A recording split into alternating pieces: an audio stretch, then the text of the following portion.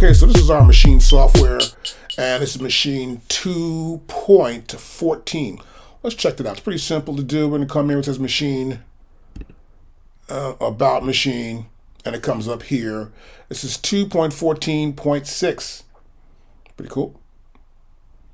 And it's the latest version of Maschine at the time of this recording, actually. So, you can see here, we have a library, we have files. These files will be files that are on your own hard drive. And this will be our library that comes with the Maschine software. Now here you'll see here we have project, we have groups, we have sounds, all instruments, all effects, all loops, and all one-shots, just samples. Now here would be just a list of all my projects here, or one-shots, or if I made effects, I adjusted them a certain way, I had my own instruments, or I had my own sounds, groups, and projects, they would all appear here because this is the individual. I click on that again, and now we see the group of the files that are from the library. And this current selected group here is the all projects. So next what I'm going to do, I want to look at something else here. I prefer to see it actually as a full screen view. So let's go ahead to view, and I'll select full screen. Or I can enter full screen here too. I can come like this with this, like this, bam. I've entered full screen. This is our full screen view. And so we have the entire view of the screen for our Maschine software. Now this is just a browser here on the left hand side. If I click on this magnifying glass, it's gone. And now we have our work area, which is the entire area right here. So click on the magnifying glass once again, and then you can see our browsers there. So we can turn it off and on. Now what we're going to do, we're going to use the Maschine Mikro MK3. And so you'll notice here, as I go to here, the menu now appears right here, right? And when I go to controller, it says Maschine Mikro MK3.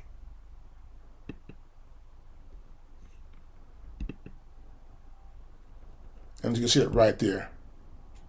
As you can see here, we can get the preferences as well. Here I come to preferences. Right here, I'm in preferences here.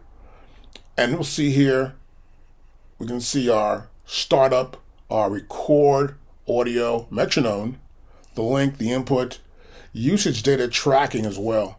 And then we have audio right here. We can go to hardware, is where I want to take you, and you'll see it here too as well in the controller.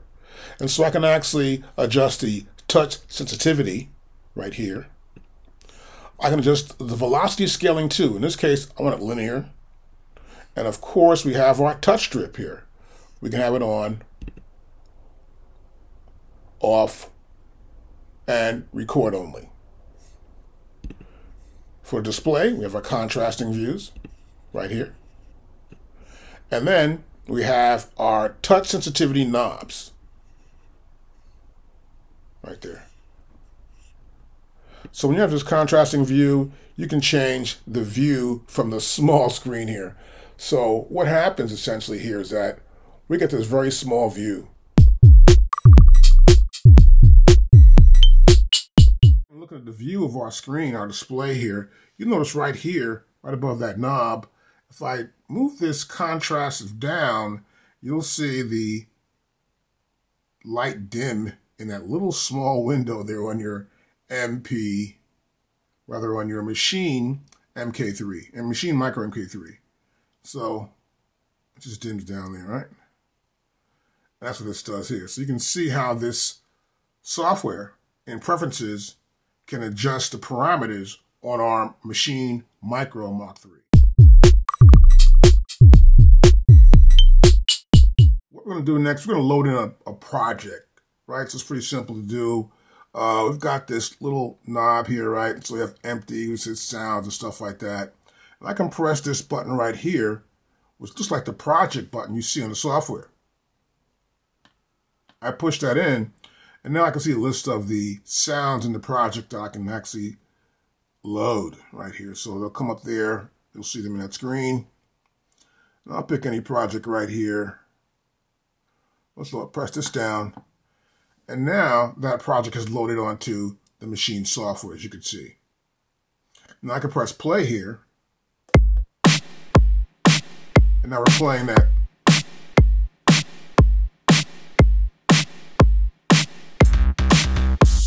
Okay, so we got that. So we can load in projects directly from the Maschine Mikro MK3. We need to get around here though. So for example, here you'll see here that we're in group A, which is right up here. This is group A right here, right? And so this is group A that you see here on the pads. Group A. And I'll hit a pad here.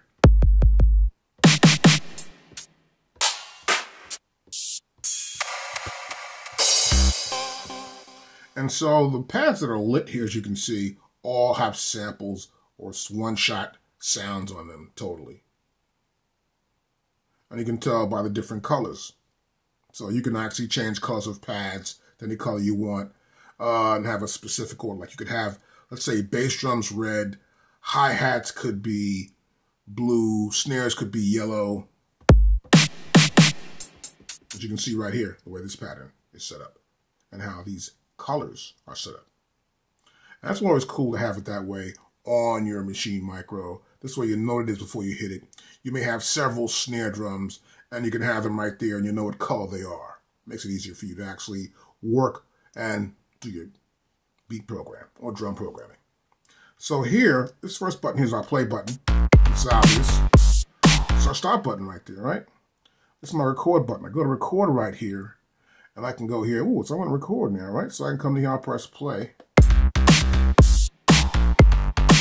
I'll press stop. And you saw what happened? It played from where it was at before. I can come to here and go to restart. Now it plays from the top, the very top.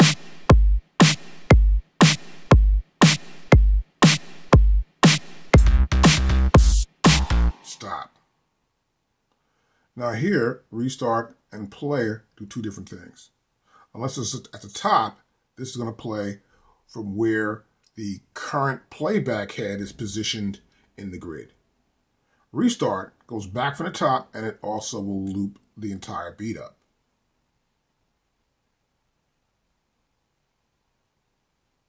So you'll notice here in the software, we have this button here. This means loop. I turn it off, turn it on, this loops. And once you see that, you'll see here in the software that it's going to loop totally from the first beat to the end of the 36th measure and go back to the top again. If I turn loop off, then you'll see that this line right here from 1 to 33 or 36 ending actually is now just showing that, indicating actually that there are patterns there, but it's not looped as before when this is on. And you'll notice also in the Maschine Mikro hardware, you'll see here it says restart, loop. That's lit. And once this is not lit, you know you're not looping anything. Now this record button, you'll notice is on, it's in, it's on there, right there like that. Now I want to talk more about the buttons here on my Maschine Mikro MK3. So here we have our play, record, let's turn the record off here. Stop, and here we have shift. So on top we have restart, erase, and replace. That's restart and loop. Here we have tap and metronome, and here we have follow grid. So here I press play. It starts playing from wherever the playback head is at currently in the software. I'll press stop there because I don't want to even hear that. So now what we want to do is I want to talk more about how this shift button works. So the shift button's here. I can come here, press shift, and I can hit this parameter here. And you notice on the software how the loop, where it says loop right here, we have loop. It's looping. I turn the loop on. I can press shift and press the restart and loop button right there, and loop is off. So by pressing shift, I'm now trying to activate the words right below where it says loop. I'm activating that parameter. Now if I come to press shift here, and I go to metronome, the metronome cuts off, as you can see right here. Off and on by just pressing that. I get to my metronome on. Now I can press play start, play from where I'm at, play start, either one of those, right? But sometimes you want to have a click before the music starts to give you an idea of how fast the tempo is and prepare you for playing the part you want to play within that sequence.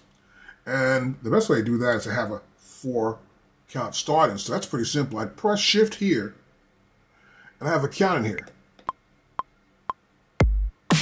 See that? I got 1, 2, 3, 4, and then the progression starts. I can press here, I'll press shift, and I'll press play. Nothing happens. See that? But if I come to here,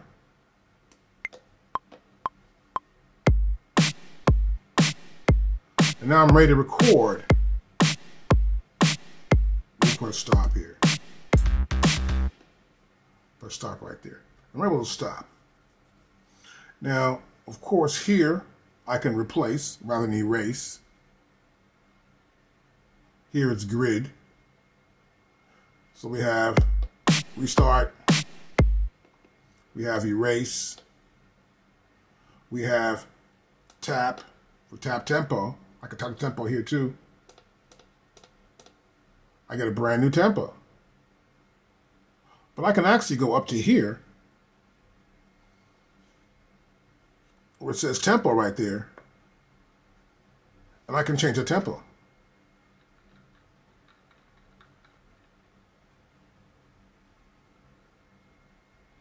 And press play. Stop that. So we can change the tempo. Now you see now that we have tempo and tuning on, if I press the shift button now I can affect the tuning. By holding down the shift button, and this is on, I can do that. Or with shift, I can also come to here, it says swing, but that's swing in position. If I hold this down, that's going to be position. And likewise here with volume, it's volume. Come to here, click that. That's velocity. So it helps you to access more parameters with these words underneath here. Like for example, here's plugin, and here's macro. So if I come into plugin, I'll click on plugin right here. You notice in the software, we see the plugin.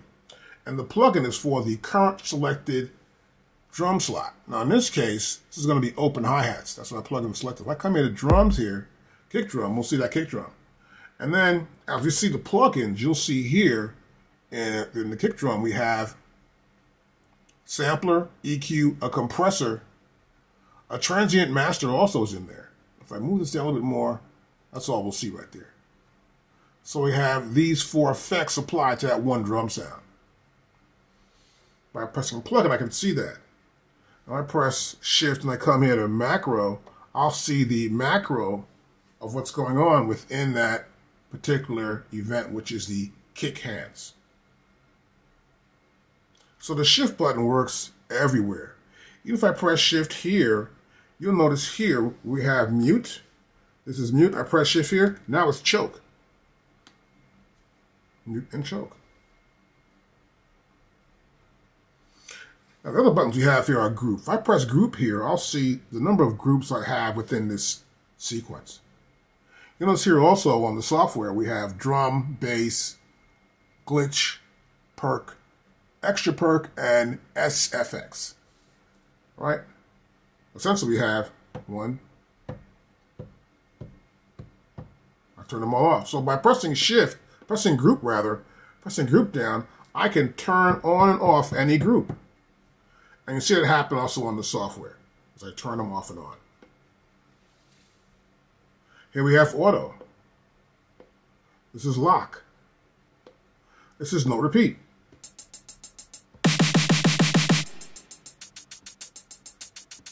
That's based on the timing correction that's already been applied.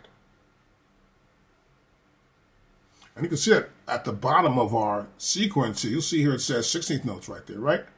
Let's try to go to 32nd notes. Now I'll press repeat. It's still the same thing, see that? So now I'm going to go back to here again. Back to 16th notes.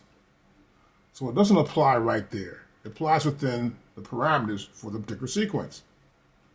This is just for the grid. this grid here.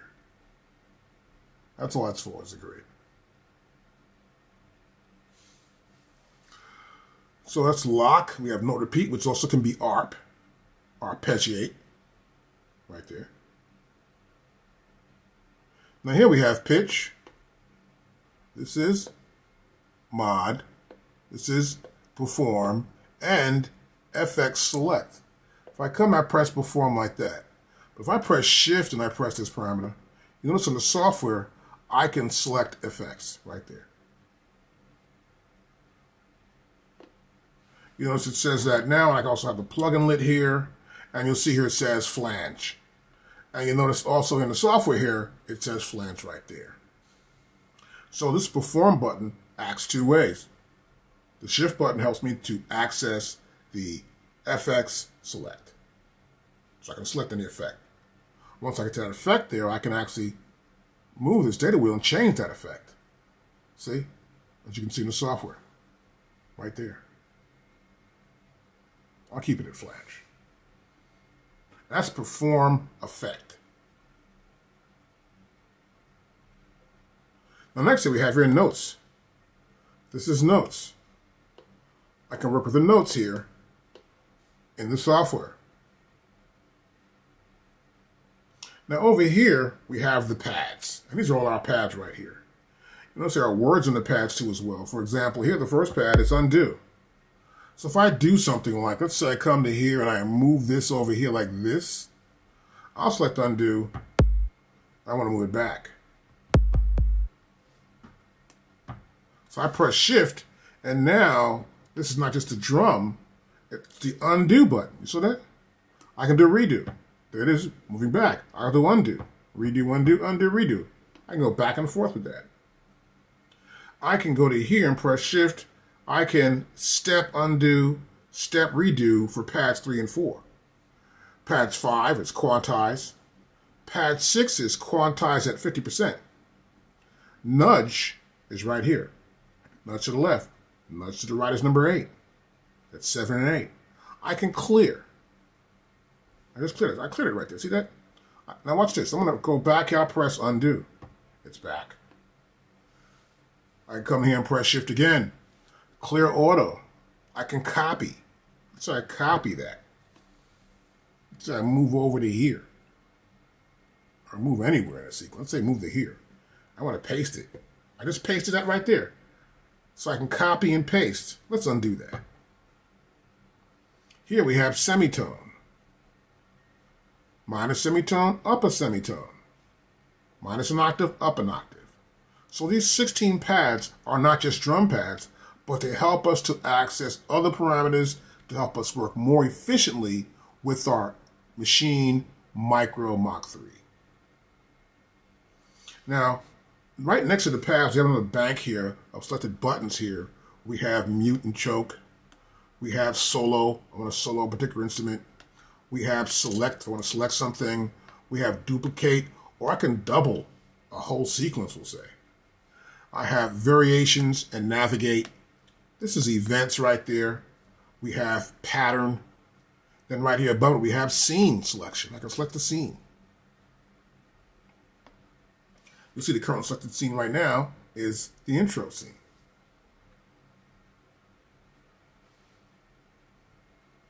Now above that we have fixed velocity. So I can have a fixed velocity for every time I hear the drum sound, it's that fixed velocity. Let's leave scene, leave that alone. And now you see the pads are back the way they were from the beginning. And this is pad mode. That's what this is, all pad mode. If I go to here and press keyboard, this is keyboard mode. So you see, they're all in pitches here, right? And based on semitones, pretty much. So let's say we go back to pad mode.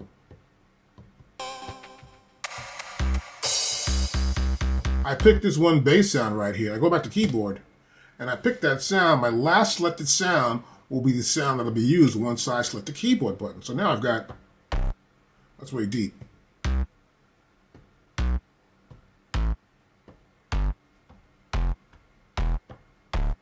A scale.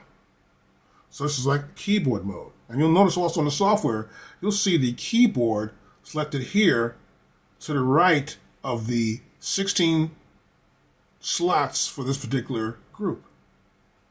And of course, we see the selected slot, which is bass C. Next, we have chords. We're making chords. So it sounds like bass though, right? Because it's not a chord. It's not a chord sound, not a chord selected group at all whatsoever. This is just a single sound. But if we did have that, we would hear the chords. And so here we have step. I can step at it. I can come to, let's say I want to go to make another sound. I can add sounds here, here, here, and there, and I'm making these sounds. And you'll see in the software, we're actually placing those sounds here at C3, which is middle C. And of course, if I don't want to do that, I'm going to go back here, I'm going to press Shift again. And I'm going to just undo all that. So I press Shift there and I undid all that right there. Without having to go back to my main mode, which is back to this pad bank and see it. I can do that from anywhere. And these are chords here. That's the keyboard. And this is pad mode. And of course, this is step mode, to place any event where I want within the grid. So here we have the machine software.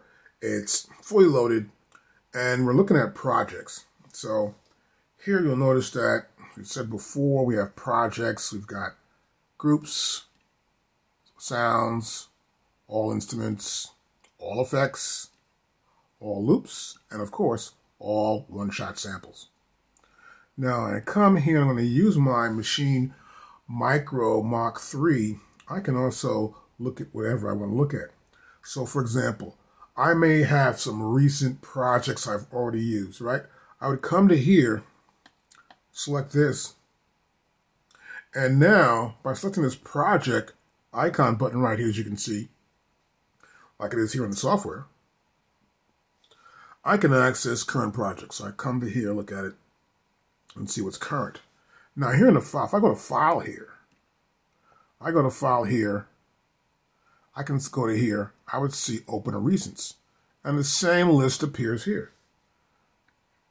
I would just look through this list, find something. That's all there, the same list.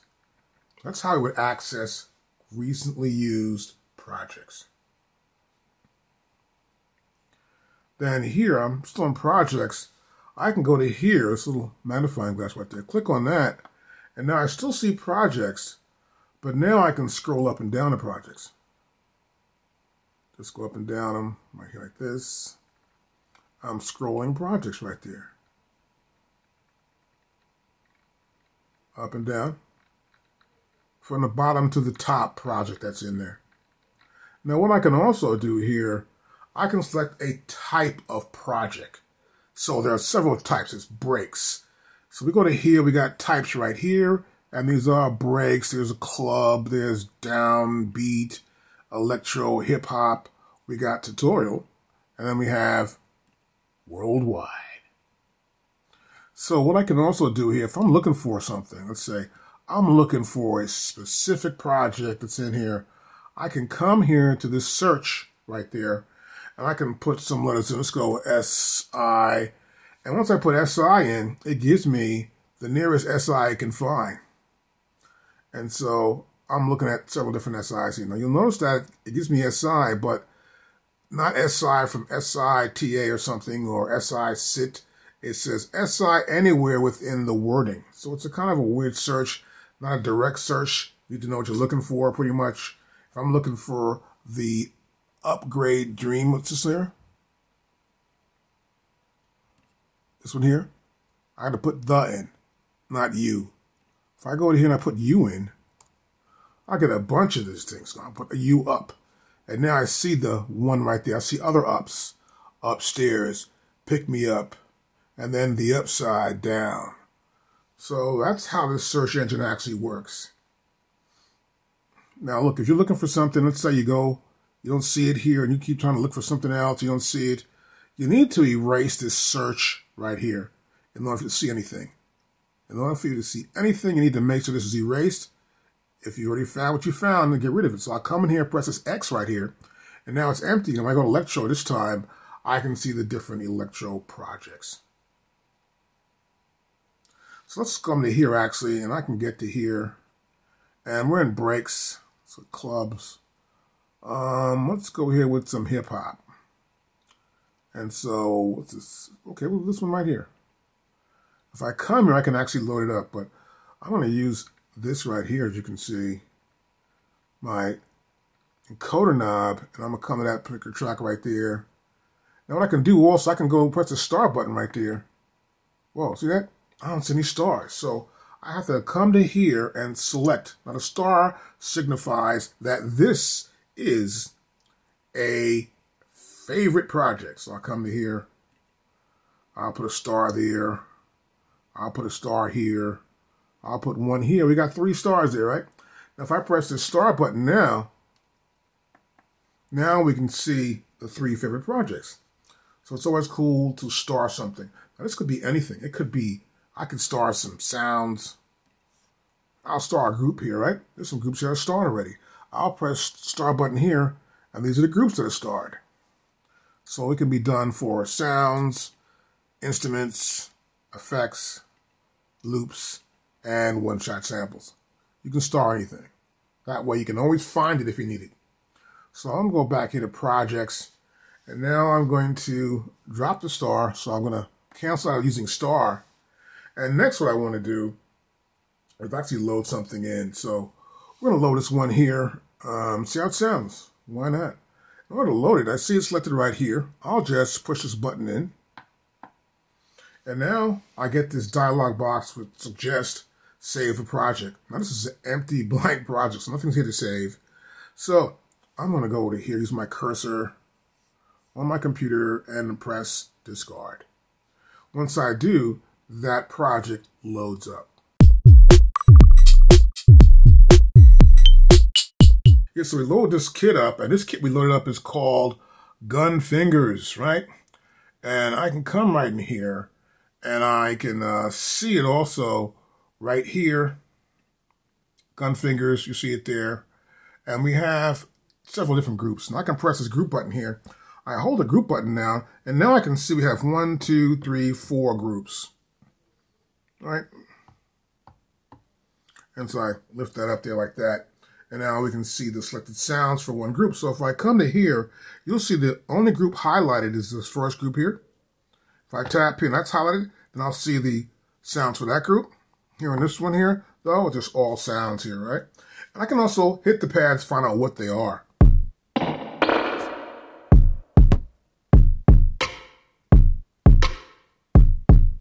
Okay, we got it going on there. Very cool. I can always come in, no repeat. Right? So we see that happen here within this pad bank. So the sounds are there. I can press play, start. Let's play starts right here, actually. Stop that, okay? To give you an idea of us just, whoa. And it's loading sounds in, and that's the last sound to play in that particular track at that point. But you see the playhead goes by and then sounds just start playing. Now, one thing cool about loading sounds in for projects sometimes, and what you do with your own project, is to label them. So not just a name, but if we come down here to the bottom of the screen, we'll see it says edit. You get to edit here, we'll click on that, we'll click on it again. Boom, here's edit.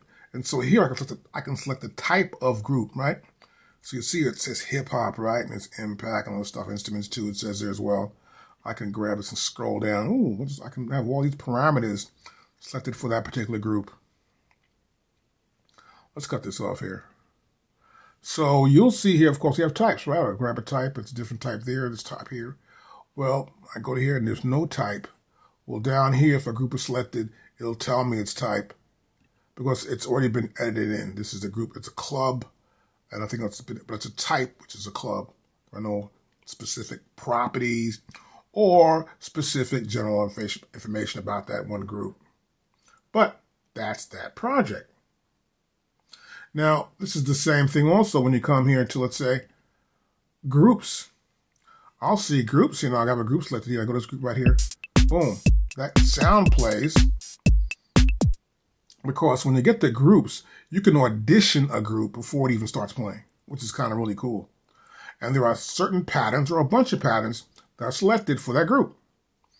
And the one that's selected will be the one that's playing. And you'll see here, under Edit, it tells you it's a kit, an analog kit.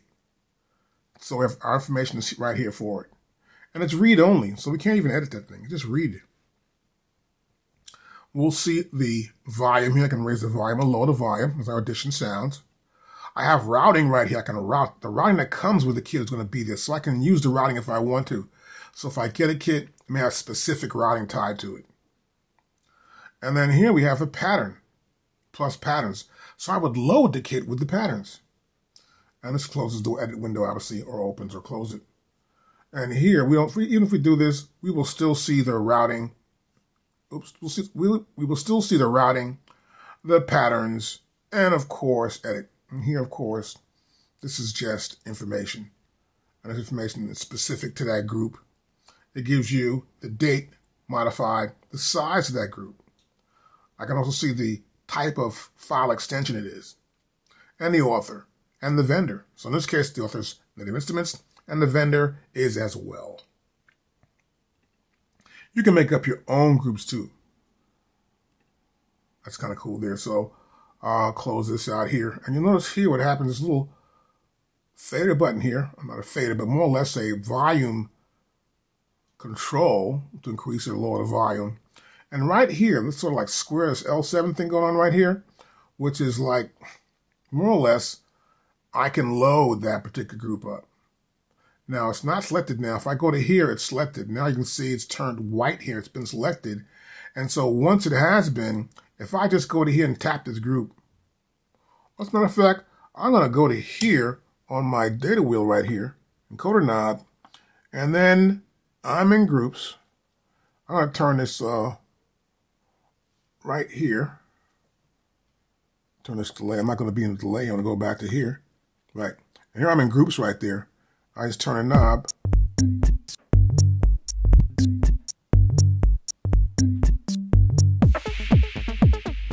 And you see on this auditioning groups right there.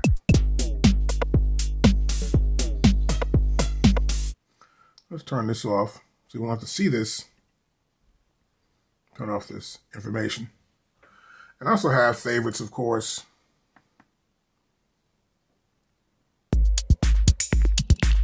These favorites.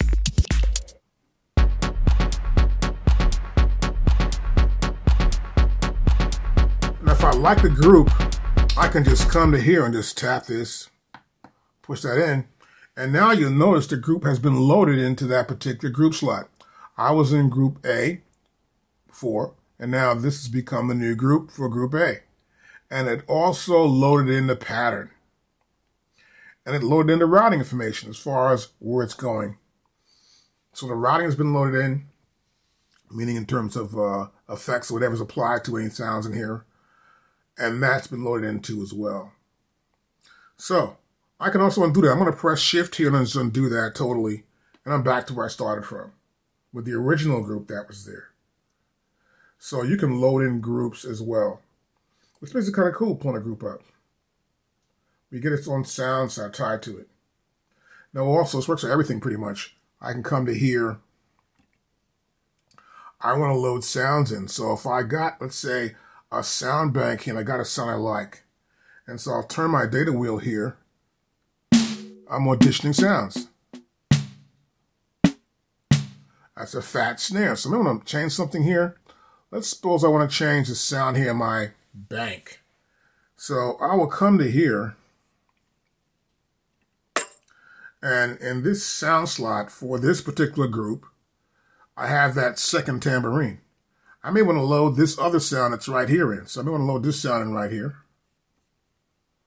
This one. And I can just double click too. It's loaded in there. And it appears right here. And that says 8. So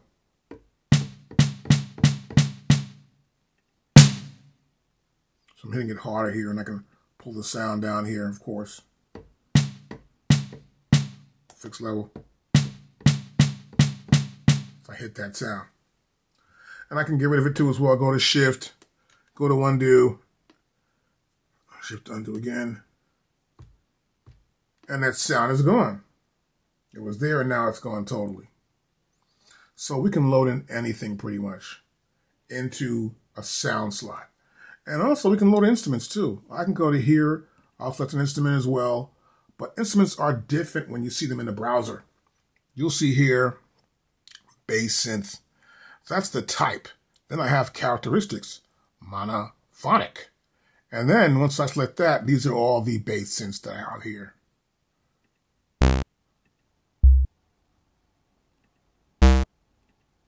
Now you notice as I keep hitting them, they loaded into this track right here. That's because it loaded into the tracks that are right here, track 8, as I keep hitting them. And that's because this is in. Now this is actually a load button, so I turn this off here. And now I can go back to here. I'm going to press undo several times to go back to the original sound. Now the original sound is there. Oh, that's not it. Let's go back to here.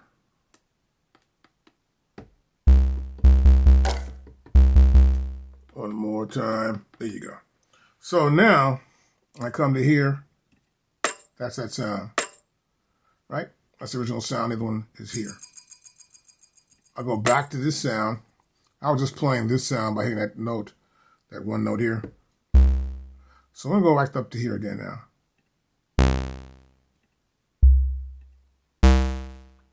And you see they didn't load into the bank right here, into that one particular sound, that slot 8. This sound remains the same. So when this is loaded in or turned on, it will load the current sound selected by just selecting it or just hitting it. Either way, it's going to load it right into the bank. So be aware of that. And of course, we can change the audition volume level here. That's for sounds. Now for effects, I'm going to add a reverb to something, right? And so I've got this kit going on here. Let's say I want to add like, let's pick anything pretty much. So I come to here, I'm going to select this, and it loaded into a slot right here. See that? So I really don't want that. But you can load effects into a slot and then sort of route sounds to that particular slot. I'm going to press Shift and press Undo. It's gone. What I can do, though, I can come back here and drag this out. But I did drag it out and I put it right here into my plugin slots, right here in the control section. So I applied that to the overall sound. Now it sounds different. I can come to here also and just sort of, you know, that's an effect I want to maybe turn it off. We're going to select none. Or I can come to here and just like tap it. Once I do, it's off. That's the sound. That's my original sound. And I come to here, I'll put the effect on. So I can grab effects here and put them right in here to an effect slot right there. And of course, we have loops. I can bring loops in. Let's say I bring a loop here, and it'll appear right here.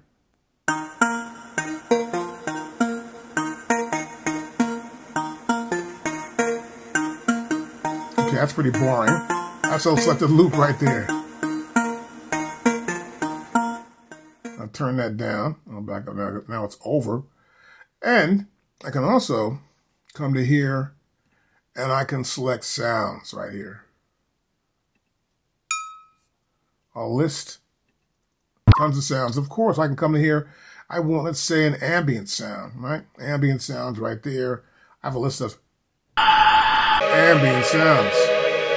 Let's say I want to find some keys. Here's some keys. There you go. A keyboard sound right there. I can grab it there. I can just click on it again.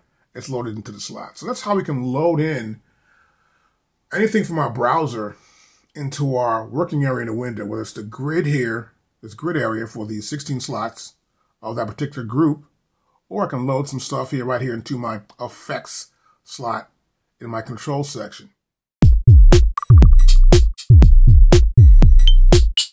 Now we're going to load a project in and use our transport section. So here, I'm going to go to hip hop here. I'm looking for a project I want to load in. This one right here, Island Life. Matter of fact, I'm going to put it on my start list for projects I want to load in while teaching. So we'll go here, we're going to go to here, and we're going to load it in. I'll click on that twice, and now we've loaded that project in. Let's hear this back from the top. That's a little bit of it, really.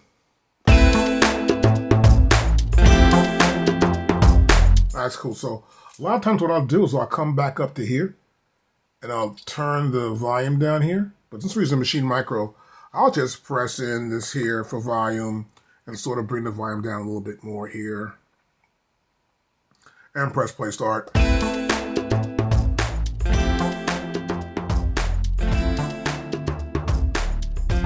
That sounds good enough for me. So what I want to do now is go over the idea of using the transport with Maschine. Now, once I've loaded the sound, and I'll tend to also, so I just loaded a project in, I will come to here, and maybe I'll just close this browser window out. And all we see now is just the top section. We have the song form, and then here in the bottom section, we have our grid for this group, for the first group, Group A.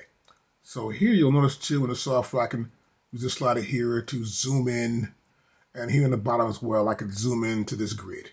Two different grids here. This is our grid for our group, and this is the grid for our song mode right here. The arrange mode right there. Okay, so here we've got our first group there, which is tablets here, right? So I can come to here actually. Let's say I'm gonna go to group. I might want to just mess with some groups. I might just turn this group, that group off this group. And then let me see here. And play this back.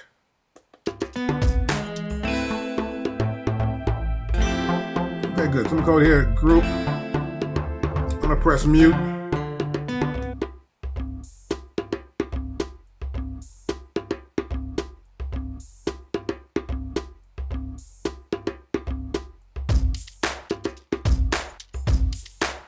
Okay, I got something here. I just want to get to hear this back here, get an idea what's going on. So what I can do here is I can erase or play. So I'll hit the first button here, and I'm going to play from the top.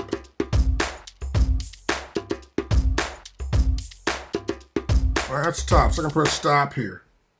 Now also, this restart button is also a loop button. So I can come to press shift here and turn the loop on or off. And you'll notice that here at the top of this arrange mode right here, where you see this is bright and then it turns dark. Let me do it again. Press shift and press this restart loop button. That turns it there. Now what I'm also going to do, I'm going to sort of like zoom in to this actual full track here. And then you'll see it's about approximately 136. So one measure, about 36 measures. 1 to 36. So we're going to go to here and I'll press it in again. And you'll see how it just selects the entire arrangement that's already been set up into 9 different scenes. I can turn it off or on. Now I'm going to zoom back out. So it's good to always know where your zoom button's at, so I can zoom into a particular section, which is always good, and zoom back out. Now, of course, my play button. This will play from where the playhead's at. The playhead is this little white line here that you see here and here in the 2 grids. Now I'll press play. And I'll press stop. Now also, sometimes I want to hear a metronome when I'm playing, right? Or recording. So I may come into here, let's say, and press shift and then press this button here. It says tap and metro. And I'll press play from the start. Now I have that metronome going on there.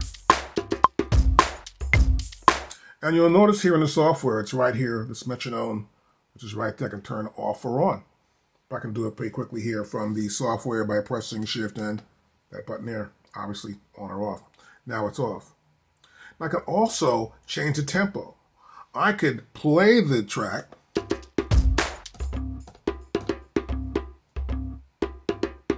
or see, I'm changing the tempo. It's changed twice there already. Stop that there, right? And so what I want to do here Let's go back. I just press shift and press undo. I'm back at the same tempo. I press restart. There it is right there. We'll press stop. So I can tap my tempo in too as well. Now, I can come in here. I may just want to get a start off count in tempo, right? Some sort of metronome going 1, 2, 3, 4, and then bam, you go in. So pretty simple to do. I'll press shift. I'll press record right here. And start to record. In this case, I can overdub anything. I'll press stop. And you see once that happens and I stop, record is still lit. So I could be recording continuously, but I tend to also turn this off so I don't make any mistakes, hit a pad or something. I'm going to record really at the wrong moment. So make sure you're aware of that too as well. Now I may want to replace something. So let's look at a track here. I'm going to go to a track.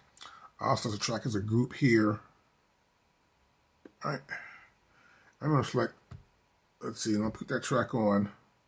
I'll select this track. Turn mute off and just select that track. And once I do, now I see this group. So this group is on F1. I call it a track, but it's actually a group. And so here in this group, I got those drums here, right? I may want to add something to this track or something. You never know, right? So I'm here. I could add something. So I'll come back to the top. I'll play it from the top again.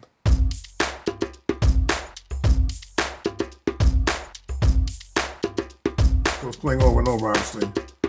I'll press stop. So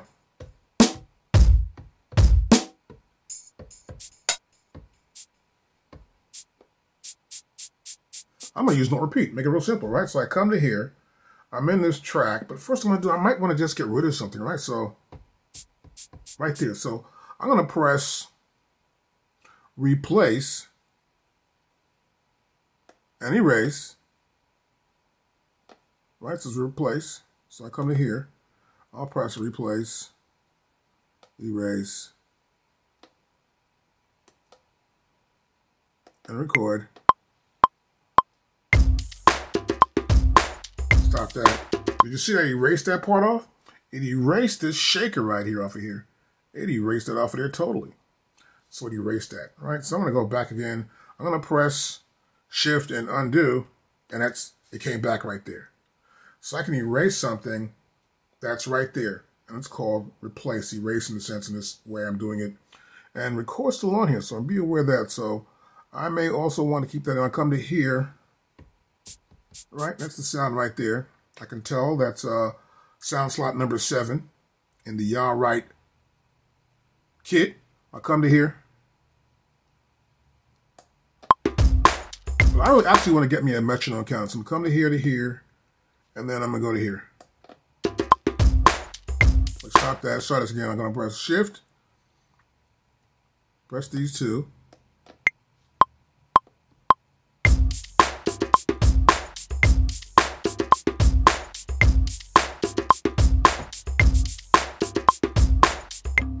Stop it. I was recording, see? So I'm going to do, I'll press down, get rid of that too. Let's undo that. Play it back from top. So see that there. So you can see you can actually record, and I can also erase over what's there and record over that, or just erase that part. Now I'll come back again. Now you want to see it. I didn't see it too well there. So a lot of times this playhead will go back, this little playhead thing right here, this little white line. See that? It goes there, it goes here, right? And it's going to the nearest possible bar. And so once it goes past, I don't see it anymore. Let's play it again from the top. And now it's gone. I don't see it. So I don't like that. So I'm going to come back here sometimes.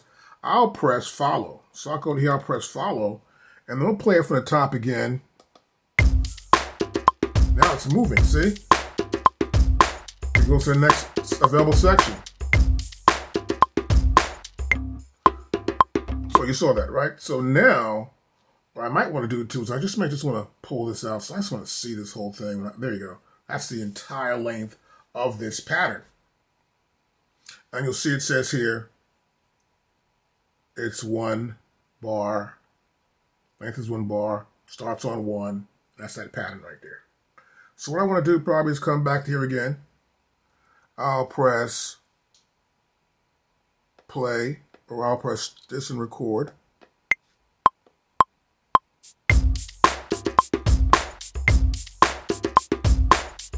And so I've added a new part on top of that. Cool. And stop it right there.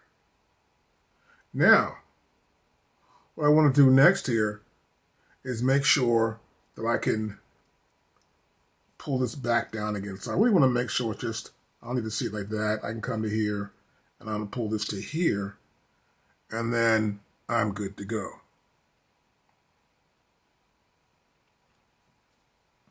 So you saw me use note repeat 2 as well. I can come to here, note repeat.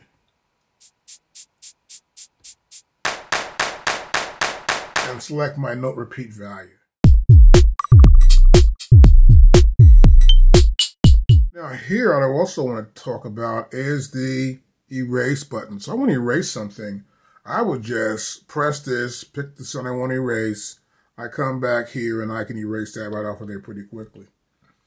And also, if I want to just do that now, I would just go to erase, rather shift erase, and then the buttons are selected. I go to events. Go to events and select that button. So I went to, let's do this again. I'll go back here, I'm going to undo that. Now I'm going to press shift, erase, then events, and select any button. I'll select any pad rather. I'll select pad number 7, and you'll see here in the software, it was erased. I go back here and I'll press shift, and I'll press undo, pad number 1, and it's back there again. I can also just play along. I can play it. I can press shift down and play it. So I'm going to go back here to record. I'm going to do a counting first. Hold down shift. Or just hold down the erase button. There you go. Now press stop. It's going by so quickly. So I'll just press shift and then undo again. And next I want to do is sort of like get a view. I can see the whole thing here. There you go. We can see the whole thing now. And so now I'll press shift and then record to get a count in.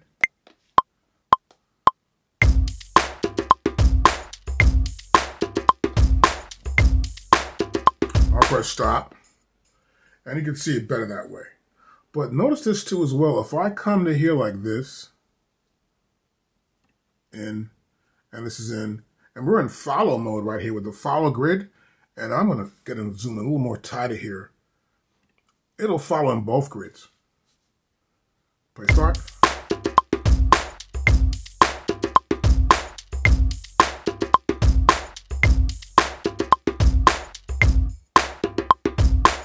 As you can see, it just followed to the very next grid.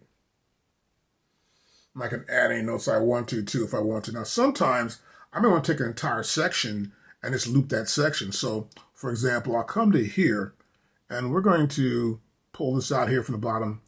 I just want to loop the first scene. So I'll come to here. I'm going to zoom in more, boom, like this. I'm going to press the loop. I can press the loop button here, which is loop right here. I'm going to turn the record off first, but I'll just do the loop right here. Stop. That's going to go to loop. Oops. Stop. That's going to press loop by pressing shift. And then I'll grab the loop here. And I'll zoom in here. And I just want to hear this first section here over and over. Like that. Changing my loop length. Pretty cool. Then I could probably zoom if I want to zoom in. I may just want to actually just change some of this, right? So I'd come to here. I'm going to loop that. I can press play start again. I guess record over something here. So I press record.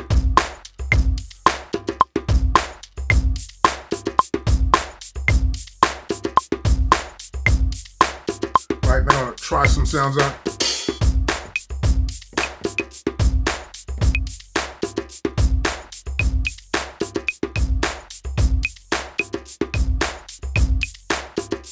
add that in.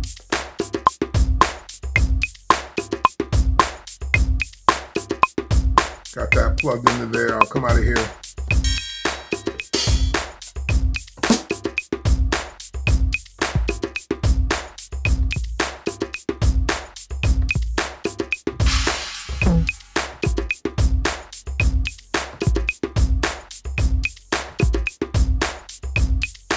I'll record that.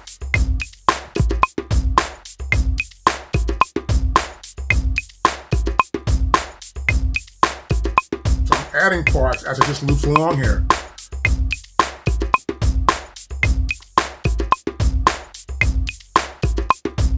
Start that. So I can pick a section. I might want to loop over and over. And this is just have to be me just looping one part of this particular song. And I'm using just that one pattern right here. And I'm here in group F1. I can go up here again to this group here, the top group. And I can play something here. As you can see, it was keyboard sound, keyboard, but no, it's actually just right here. That's the sound right there. Put it back in. And then I can come back, I'll pull this off, let's say, I can tap on these and I can solo them out. Now I'll hear this back totally.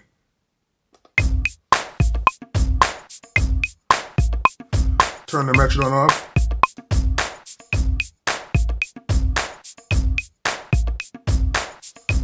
I can also turn the volume up here.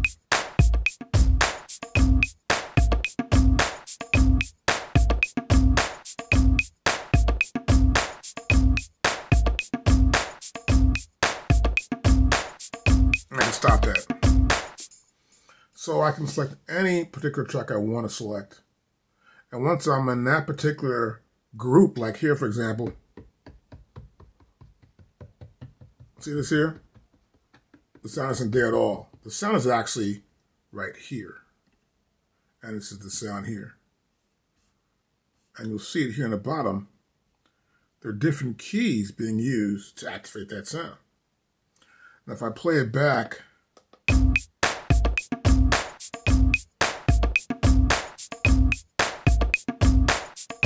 stop this. I'm going to press Shift. And I want to go down an octave.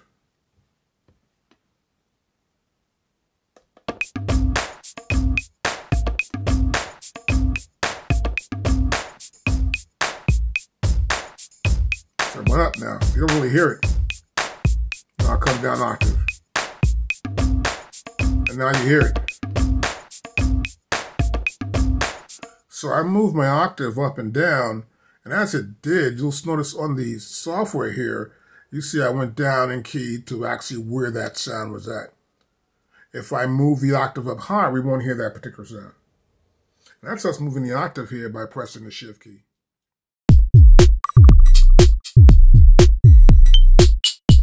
Now, another way to record inside of Maschine software using our Maschine Mikro MK3 is to use step edit mode.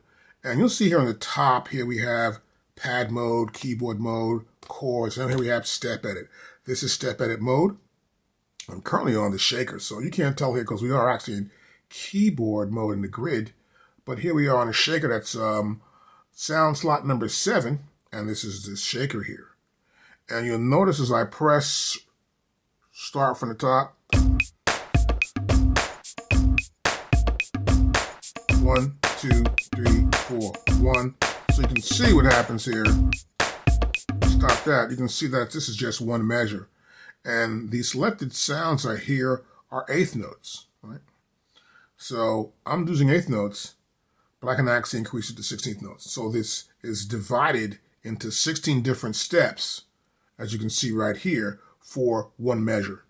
Now to prove that, I'll just come to here and I'll just go to different start.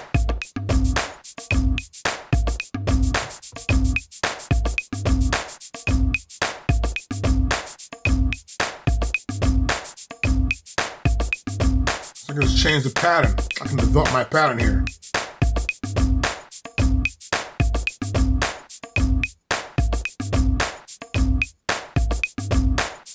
And you can hear it as it rolls by. Now this is a great way to develop your patterns. and to get an idea to do experiments with how you hear the pattern, and then also to understand where to place or to let one pattern be lit. So I can come to here, for example, and turn this all off, and you'll see that as it plays, just this little, each one lights up, representing that one division of the 16 divisions within the measure. And that's in 16th notes, right? So I can come here and just put them in. I know what they are. I know that's going to be 8th notes. So I just come play from the top. Pretty simple stuff. And I can also add stuff. It's really cool. I can come back to here, find something I want to hit. I may want to hit this one. That's just one time it comes in there. So I can come to here, play it back from the top. So you'll hear it. This only, that's right there. So let me go back to pad mode. And what sound is that again? That's the sound over here. So it echoes there, right? 1, 2, 3, 4, 5, 6, 7. And it dies off. But you really don't hear it dying off. You just hear maybe the two of them, then it just sort of, it's already dying within the framework of the track. Of course, every other instrument is louder. So what I'll do, I may come back to here and go back to step edit mode, and then I'll put one here too, and I'll press play from the top.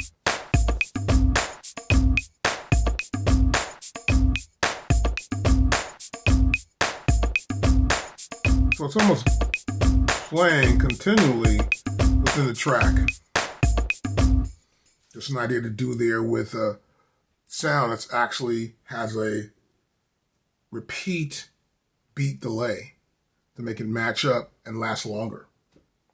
So this is a really cool way to actually add parts in using anything, and this is known as step edit. So in this lesson, we're going to deal with groups. As you can see here, we have groups, and then I already have a group loaded in actually here.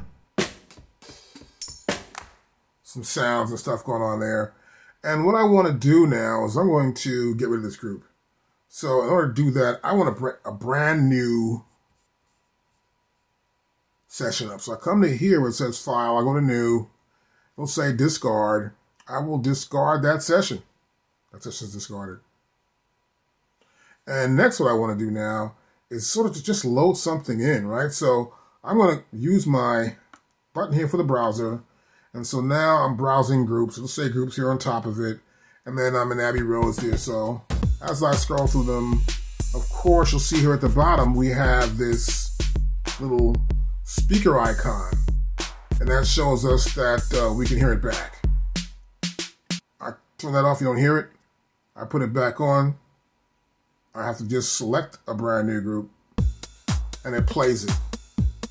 Now groups come with routing, and they come with patterns. So here, you'll see I can select that, and now you'll see that the patterns have been highlighted. So now that we see that, we know that if we grab a group and we load it into this group slot, it will load up with its patterns. And if I come to here and I select this, routing, and I select that, now that's highlighted, and now that group will load with the routing and the patterns. So I'm going to select another group.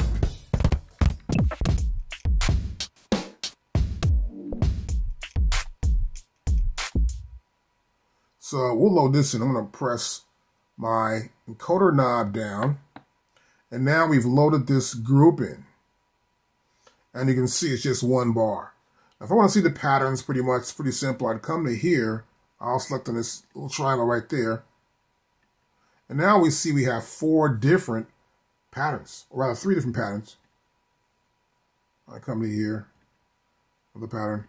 They're all 1-bar patterns. So that's that group. I want to load another group in. Let's go to here.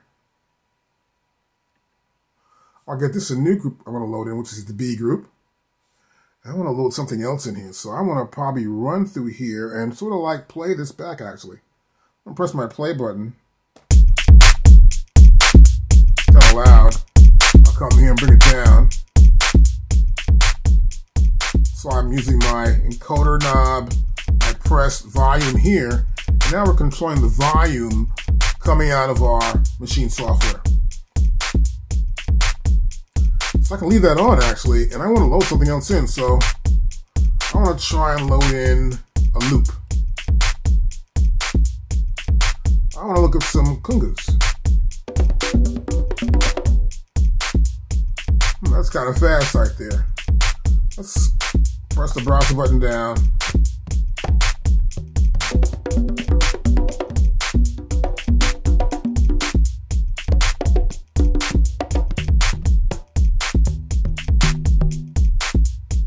So if I load this in, let's press stop. It should work. So I'm going to go here, I'm going to press this encoder down, and it's loaded in.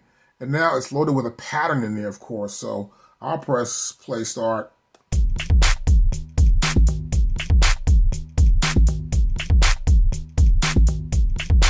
So it's actually playing in sync with it, right? These are loops. Okay, next thing I want to do is unload another group in. So this is going to be my C group. I'm trying to find a guitar here.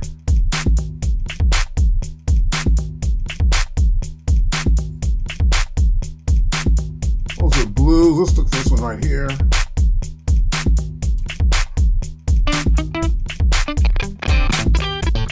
I'm just turning my data wheel here. And we are in browser. The browser button is activated.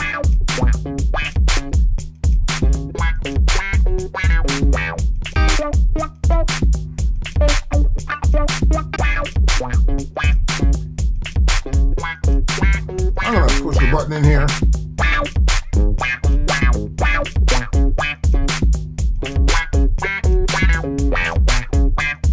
So it's sort of lazy at the end of this loop. Let's try the next one.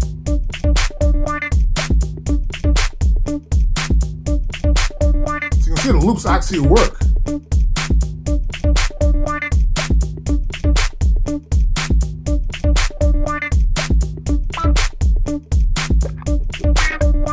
Try this one.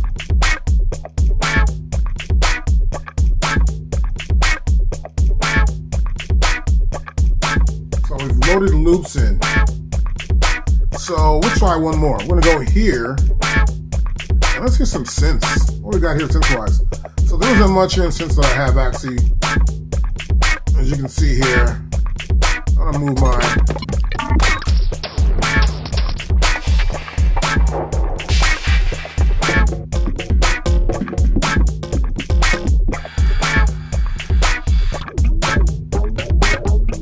You can pick anything out pretty much and just see if it works. But first, we want to get a brand new group. This group is my D group. And I'm going to still scroll through these.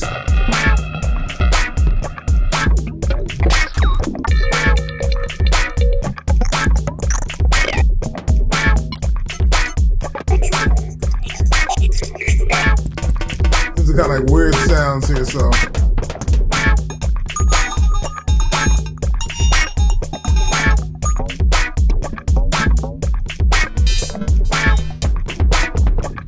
Scroll down further down.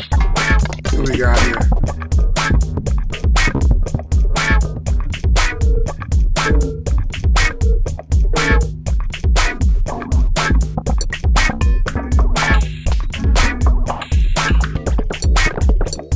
So I'll pull back down again.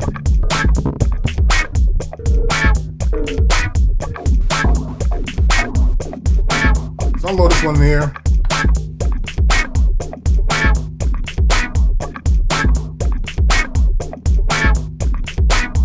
You see we got 4 different groups going on. Let's press stop here. And I'm just loading in different groups. And then I have loops in here also as well.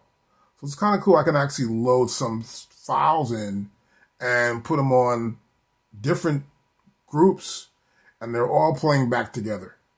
And some sort of experimenting with ideas, which is kind of cool. And you can also do this on your machine software to get used to how to load stuff in from the library. Now, another effect that we have here, or what we have is multiple effects here, as you can see right here. multiple effects. I can load this in too as well. So I can load this in actually. Now let's look at it. I can load it in. I always want to load it in probably into a group, or I have a guitar here, this guitar.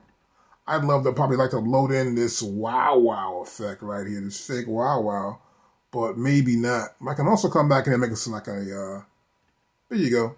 I just made that a favorite, so I can come into favorites and then I'll see it right there, my fake wow wow. And then I want to probably put it into a group, so I'm going to go to here, and I can load this effect into a group. And so I have it selected right there. I'll push my encoder in, and now we have the wow wow loaded in. But when we do load this in, you'll notice here too, there are patterns. So you come to here, and we got 8 different patterns for this group here. And there's nothing in here actually at all. There's no instrument. These are just effects. And this is the wah wah effect. And you'll see here it's got an EQ here for it. And there are just different patterns. So I'll come to here, I'll select the pattern. It's the same thing as EQ. And I see nothing in the pattern, but there's different patterns. As you can see right here. And no different setups, just all different patterns. And they're all the same. Except one here is like so few bars. Let's go to here. Here you go. We got a pattern here. It's just a bar and a half unique. So you never know. And so we can load in effects, loops, kits. And if you have a drum machine, we'll say, for example, like a TR-99 or whatever, we have some MIDI setups for this too as well. We go to drums, external. I can trigger Korg, Roland. Let's go to Roland here. I can trigger Roland, Korg, just different drum sets, so I can actually trigger those sounds in there through MIDI from my machine. Next, what I want to look at here is the sounds in our library. Now you can see sounds right here. Obviously, here we have sounds. We have bass synth. We have drum synth. We have more drum synths. Here we have instruments, some MIDI, controls, and then we have polysynth. And these are our sounds. And once I select the sound, I will get a category.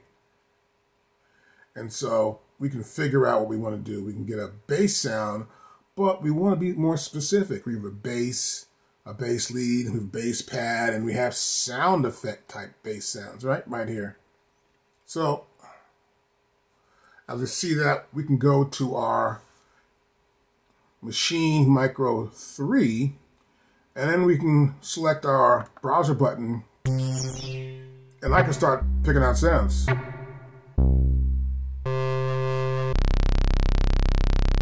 Oh, that is deep. So to actually lower this, of course, as we all know, we want to bring it down here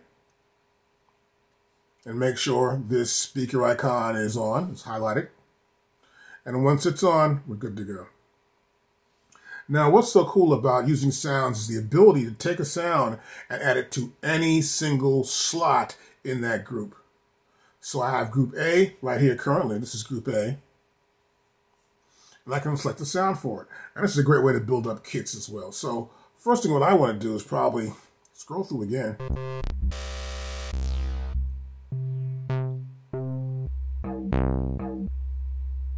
Okay, it's looking for more sound. So I'm going to go into here. We have instruments. We've got all kind of stuff here with drum synths. So I'm going to look at drum synths. And I'm going to look for a kick drum. And I don't see one. Here's right here. Kick drum, of course. We got a lot to choose from. So my browser button's lit.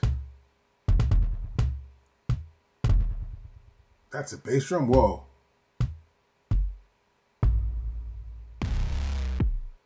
Oh, man.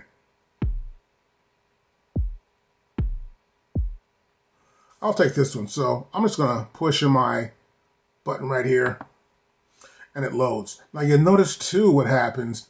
It loads in the effect that's on it here. Now in this case, there's a maximizer here on this drum. I can see the effects for it too as well. So I've got that kick drum. I may want to get like a snare drum to go with this. And I can just scroll around.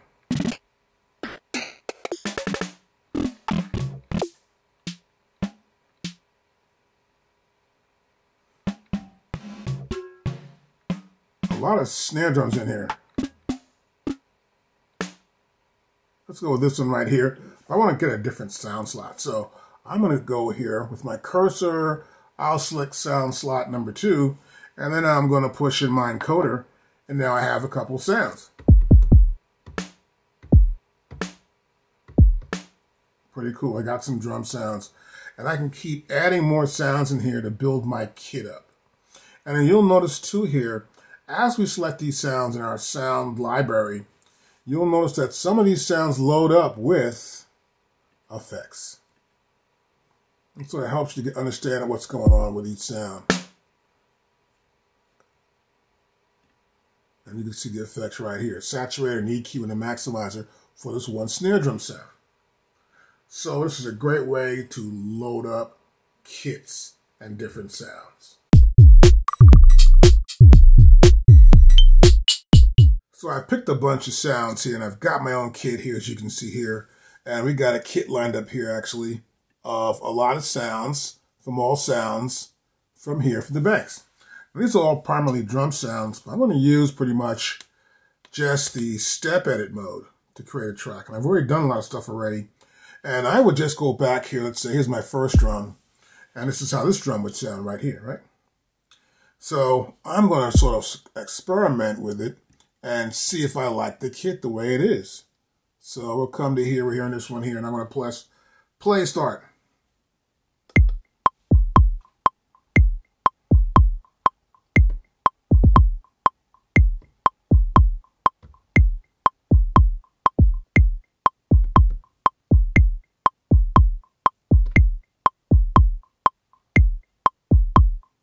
Yeah, with something simple like this is pretty good.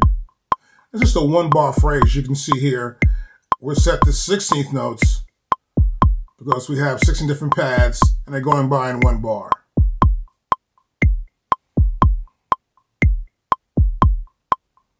Now, next thing I'm going to pick out what you got here, we're going to pull up this other sound I have here, which is this sound here, which is my snare drum.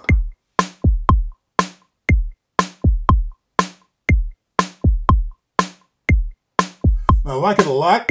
I'm going to come in here and change something here in the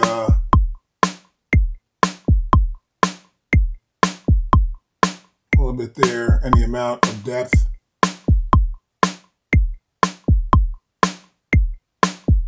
That's a little better.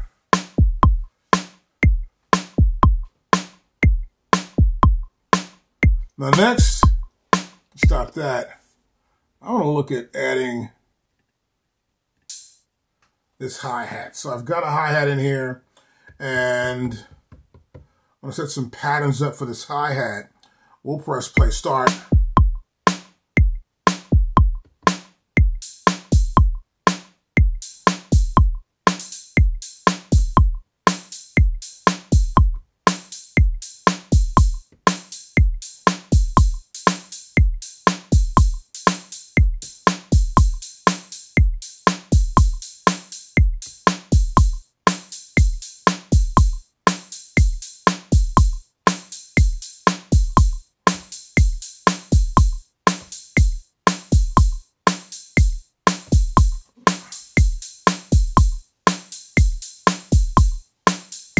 This is my pattern. So you can see I can experiment and step edit with a brand new kit. And it's kind of cool. If you're new at using your Maschine Mikro MK3 or just in machine software period, it's pretty easy to make a beat and also to understand how it's made by using step edit. And I can come in here again. I've got another sound here, which is this sound right here. And I've already got a little part there. Let's play this back and we'll see if this will work.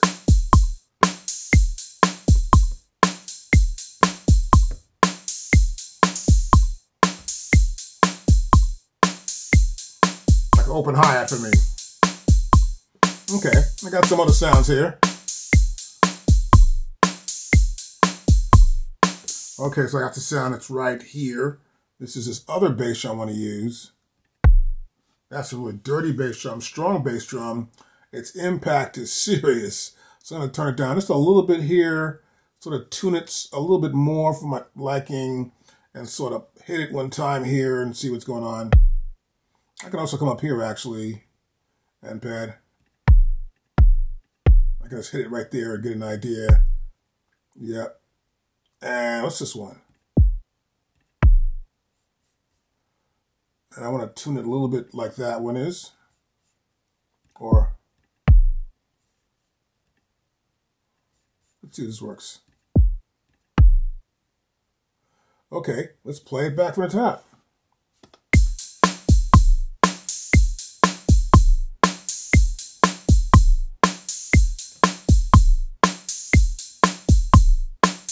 That's a pretty strong bass drum right there. So we're going to press stop right here, which is kind of cool.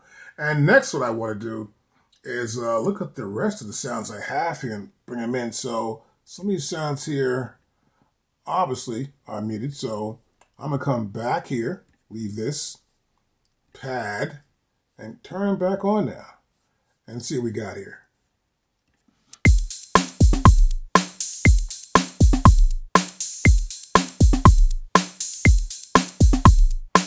So I got a sound I don't like somewhat here.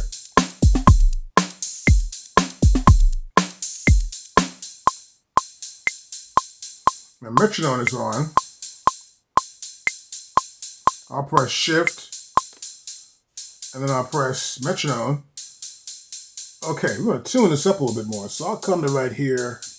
Here's tuning.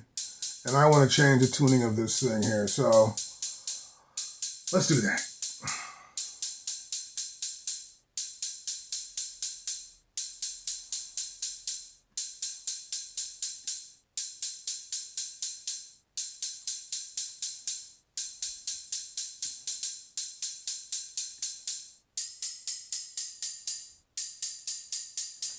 That sounds better for me.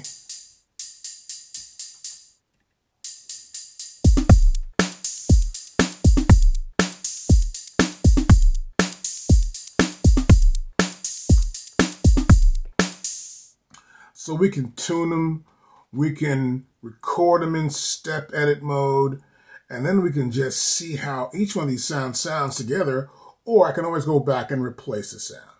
It's pretty simple to create your own kit and then to adjust it and to do something else with it. And you could also just load a regular kit in and replace different sounds.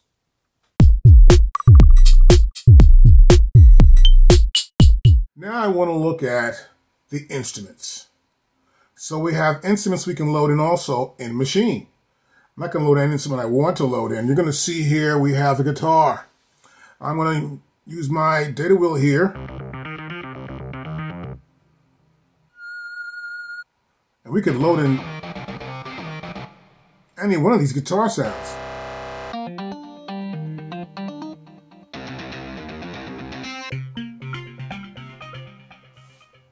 And it's pretty simple. I can come to, let's say, here. Matter of fact, let's load this one in first. Why bother with that? And it loads in that one guitar right here. Here's that one guitar. We'll see it right there. I can come to here, and you see there's no actual pattern for it. That's just within the software to give you an idea of how to use it.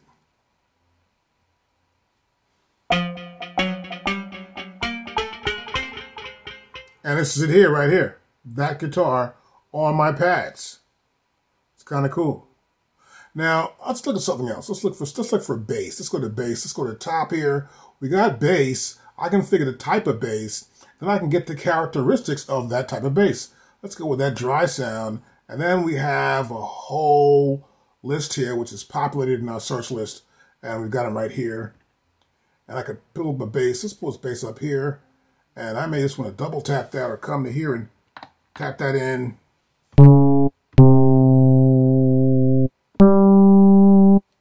We can pull in a bass. Let's do something we really need, a piano. Let's get a piano in here. There's pianos right there. We got pianos. Now let's see. We want to get something that's like maybe, I need a different type of piano, don't I? I need a piano that I could use. That might be kind of cool. So we got hip hop. What's this hip hop trap piano? I never heard of that before. And let's just move it in. Let's just go here and just, there's no extra sounds for it. So let's go to finger played and load it in. Oh, there it is. It's loaded in now. So just one sound there, but it's not a real piano. So this will be a problem too sometimes when you try to load something in. You realize it's just like this one sound and you've got to map it throughout your piano. So that's an electric piano. And I want to look for a piano like a Rhodes maybe. So we're going to look for a piano here that we can use. And let's try this one. Let me move my data wheel here. Back here. Yep, we're in.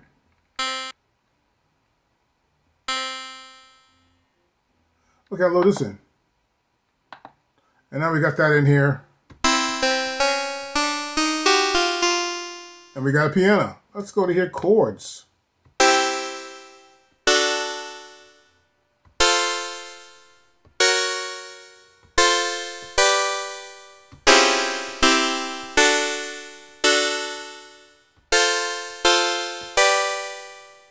And we have pianos and chords. So I went to chord mode here, and I'm playing those pianos as a chord.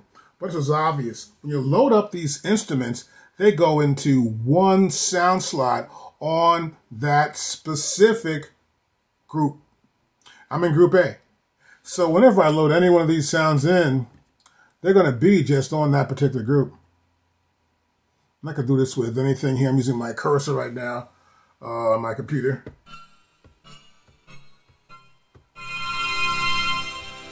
So it's like I have to hold this one down. It requires me to hold it down. But I can go back into here and go to pads. That's that one sound. That's the one slot there. And that's in that one group, as you can see, that group there. And this is the one sound. So when you do load these instruments in, they will be in one sound slot. Be aware of that. But you can always change how they work also as well. Now here, for example, this is a sound that belongs to a specific group. I can come to here, and I'll see presets. Let's go over here again.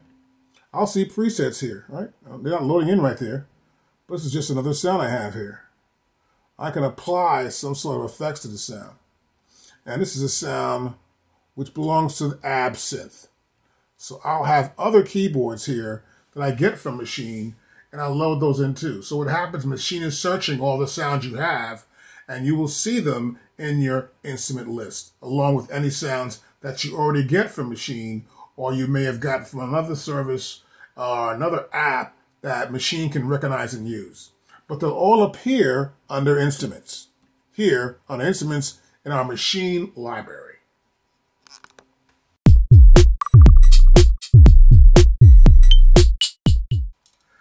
Now we're in the category here of FX, and this is the FX in the library. It says FX right there and all effects. So you may have a couple of other plugins that came with your Maschine. Now currently you can see them here. Just come to here, click on that. You can see all your plugins. This is my library of plugins. And up here I have the vendors, but this is the plugins here. These are the vendors of the plugins. There's a category of the plugins here as well. So we have amps and cabinets. Here I have delays. Here I have distortion devices. And here we have dynamics. And over here we have EQs below that. These are EQs right here. These are multiple effects right here. And then below that I have reverbs right there with the RC24 and the RC48. Let's turn this off here. But they're all combined into this one section known as effects. So we have the effect, and then we have the specifics about an effect. So the delay here can be digital, modulated, multi-tap, or tape right here, right? Different types of delay. Now to hear them, you would need something to trigger, because what happens here is when you load the delay in, it's going to be in a separate group. So what I want to do to test the delay out, which I do a lot of times to see if that delay will work, I will go back in and pull something I can actually loop. So I may come here or come to here. I'm looking for my loops. I'll come to a loop here, and I want to load probably a guitar loop in. And I'm going to come down here and see what I got for guitar loops. A lot of stuff here. And then I want to go back to see if it loads properly. And once I check my guitar loop, I will be okay.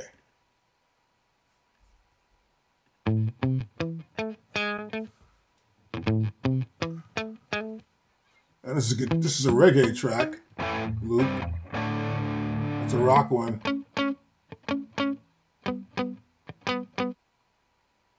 Okay, so I'm gonna load this one in. And there's my loop, right? So I can press play right here.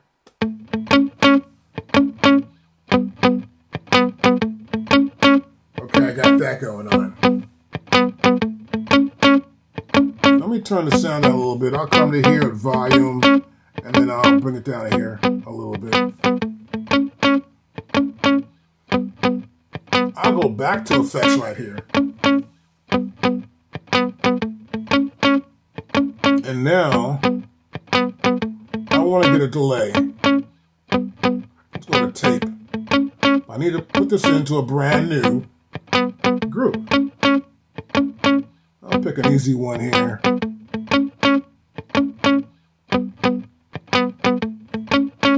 And it loads in.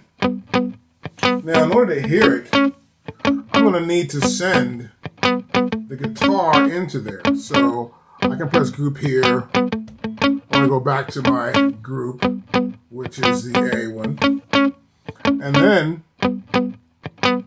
I'm hearing sound, right? So I'm going to go to right here. My in and out here. My I/O. I got the output here. It's the group. So I want to go to group B, clean delay.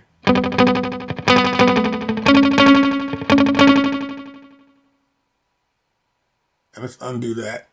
Now once it's in there, stop this. Now once it's in there, and I've got that delay set up in there, I want to pretty much go back to the group again right here, and then test out different delays. I'll press play start. So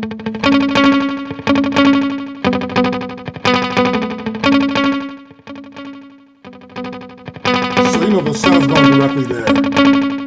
I'll change it this one.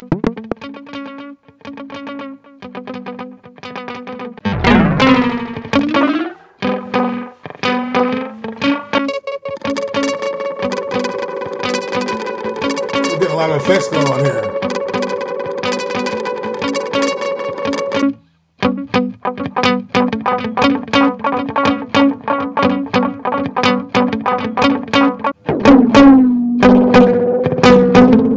So you get the idea that we can actually send that sound in there anywhere.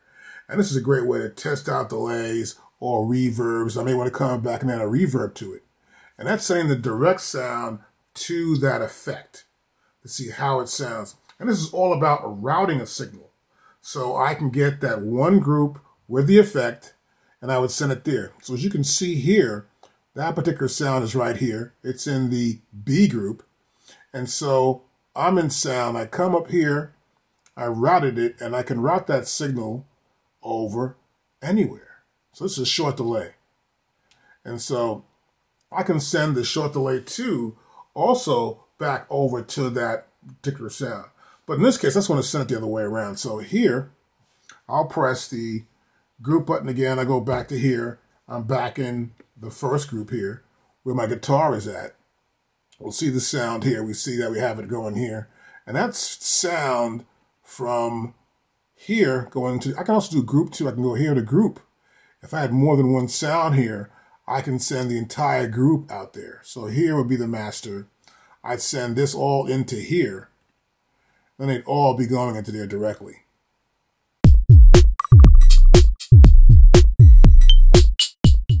Now in this video, I'm going to show you how we can actually route these output signals of the audio of a specific loop into the effect. And we want to have the actual natural sound that we have, or the regular sound, and then the effect sound, and to blend them in. So this is pretty simple here. I already have here, and especially with the micro, I'm going to group. I can go back and forth between group, any group right there, right? So I'm in this group right here, group 1. And here I have the guitar sound, which is cool. And I go back there and go back here to my other group, which is the effect. So in this effect sound here, you'll notice that I have an output and an input as well here. So I have this, I come to here, my I/O, and I have output and input, right? I have an auxiliary. Well, if I go back to here, I have the effect here, send. I can send that effect right here to B, and that's S for slot 1 and B, which is where that effect is at, right? So we're seeing that I can send it anywhere. So I can come back to here. I can send this back to the actual group, and I'll play it from the top again. Let's press play start, and we can hear this sound now. That's kind of cool, the reggae sound. But next what I'm going to do, I'm going to come to here. I can send that to right here.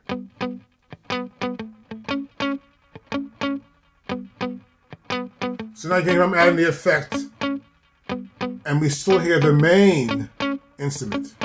I can increase the level of it too. I don't want that. Let's stop that. We'll press stop here on our Maschine Mikro MK3. So what I want to do is make a different effect here. I'm going to put this one here, this 16th note dub effect. Now I'll press play start again from the beginning. And well, let's go back into here. Let's undo that. So I'm almost confused here. Let's press undo, press shift, undo. We want to do this only though in the B group. So be aware where you are. And now here's the B group, right? That's good. So I want to come to here and I want to add that effect here. That's the 16th note dub, right? So we've got that. And next what I want to do is press play start.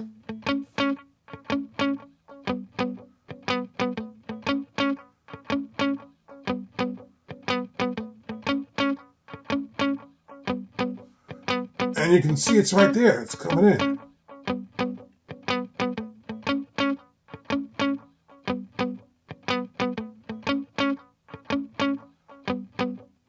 So I go to I/O right here. I'm going to go back to the guitar. Guitar's right there. And I can increase the amount. Now here it is pre. I want to go to post.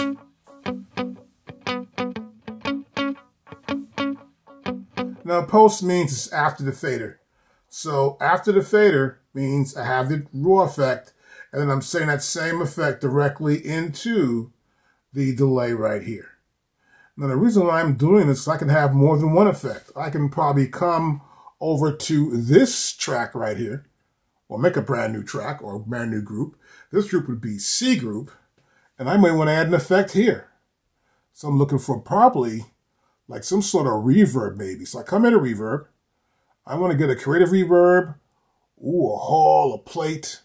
Let's go with a plate for guitar somewhat. And I may want to use like a, let's see, let me be a pre-delay. We'll try a pre-delay right now for that one. And this is a plate here, pre-delay.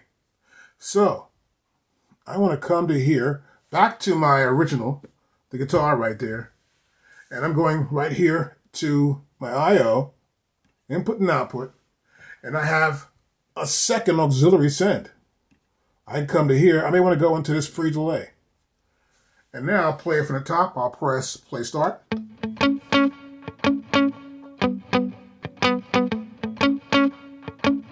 And now you hear the difference here. We have some more.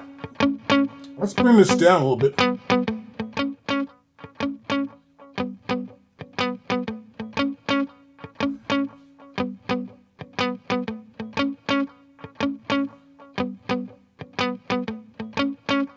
So what I've done, I've added a delay and I've added a pre-delay type of reverb into the one slot. I could change it around too. I can always come back to here. If I don't like it, I can pick another sound I would use as a reverb.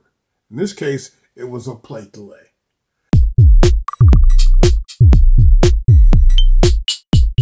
So next here we have loops. And you can see loops right here. That's it, that's loops. And here in loops we have a lot of different sounds. They're different than loops that we have that are right here. In groups, all groups, we have loops. Kits, loops, of course, see it all right there. And then we go back here to loops. These are just loops. So before I could load them in and they would actually fit any tempo and I can make a whole pattern. Well, you load in with the pattern actually. So here, as you can see here, these are just sounds. Already made up into loops. I'm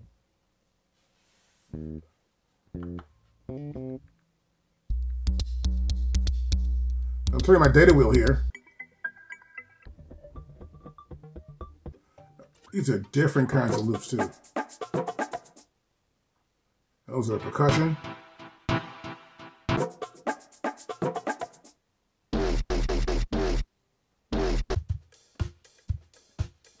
There's a drum kit. A drum kit right there. And we come back down to here. We got guitars.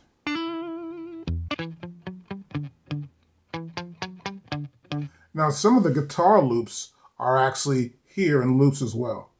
In the other section, they're designed to be able to change the tempo, fit any tempo you want to, and they're already in patterns. But here, these are loops you just load up onto your MPC, load up onto your Maschine software here, and put them on pads. Now, for example, it's pretty easy. I come to here, and I may want to get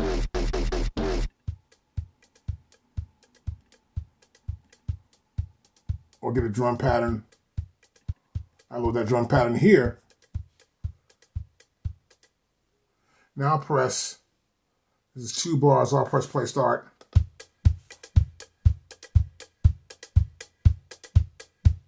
See, it's already looped. I'll go to tempo right here. It changed the tempo. So I can load them up and they'll just match any tempo I want to match them to. So I can come to here again. Let's go another track. Some of the slot right, a sound slot in this particular group. I can load something else in. Let's get some bongos or something. Let's look for some of that instrument we could use here. What do we have access to? That's always important. I'm going to probably bring some more percussion stuff in here. So we're going to look at something here. I got a new sound slot right there.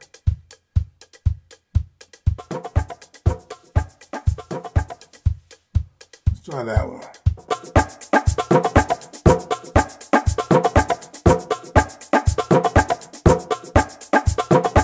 Bring it down.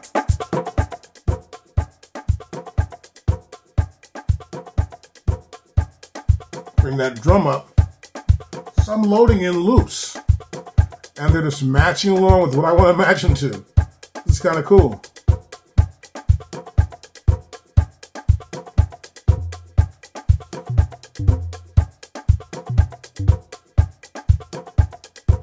So I'm going to press my browser button here and sort of browse the loops.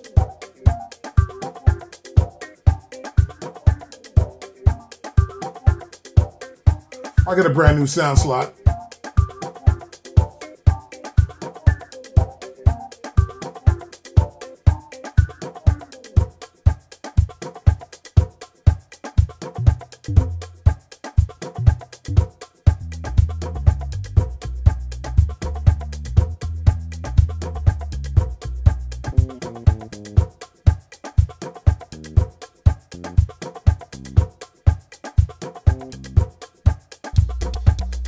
So bass lines.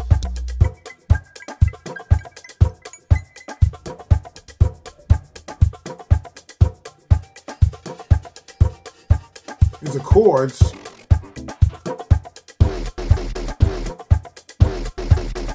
as you grab them, they'll be in pitch. Well, not pitch will be in time.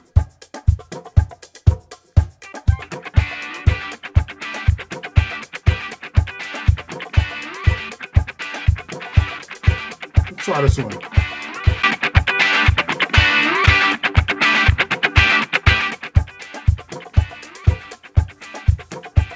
Stop that. And that's how you can use loops. And this is pretty cool. You can bring a loop in, then you can also make up a beat. It's a great way to get creative with your machine software, along with your Micro MK3. It's really easy to use. And this is what I do sometimes, just to experiment, to get some ideas down. And you can do it easily. And you can also route signals, send effects in. And these are just loops. Now, the last category I want to look at here, this is just sounds right here.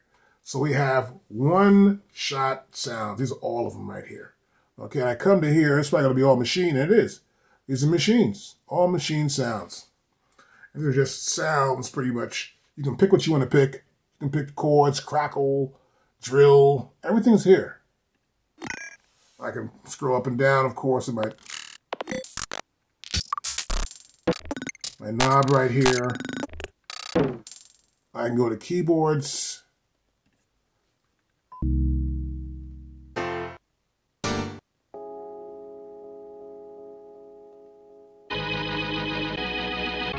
Organs, and you could load those into any slot. I would come up with a brand new group right here. I'd pick a keyboard I like, pop it in there, I got a keyboard. If I want to play chords,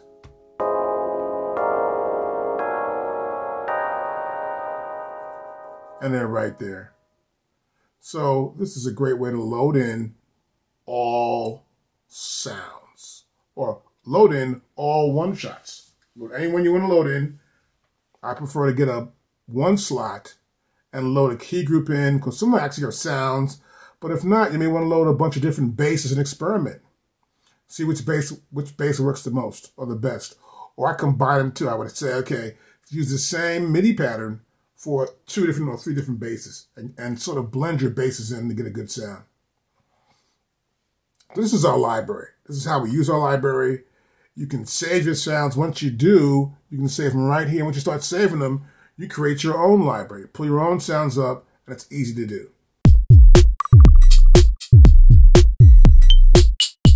Now you've got a blank project here, and it's empty, or software's ready for use, and you want to load in something into your group. So here I have projects. I can load up a whole project. So we can let's look at some hip hop stuff here. Go to hip hop. And so we see the various hip hop projects they have. We go to here, double click that, it automatically loads in. And if you did a song and put stuff together, it would come up the same way. All right. So here, this is I/O. Here is plugins. So the plugins are the sounds, or actually the effects we're using on that one sound. So for example, this is a kick drum. That kick drum sounds like that because of these plugins. The saturation, the transient master, another saturator after that, a transient master again. And it gives you this nice thick sound right here. Now that is the sound slot. And there are many sounds in the sound slot. So I have the machine right here. And on the micro, I would just hit anything here.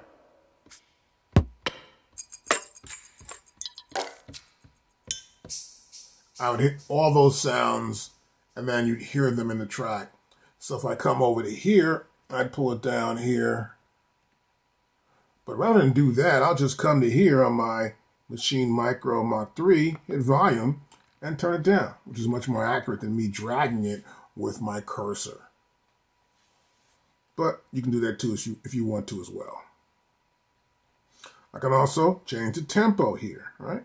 I can change the swing value here of the track as well. And go back to here, and I'm good to go. Now, to get started really, what you want to do is load something in. But before we get to that point, right here you can see that I can hit here, and now I've got the pads.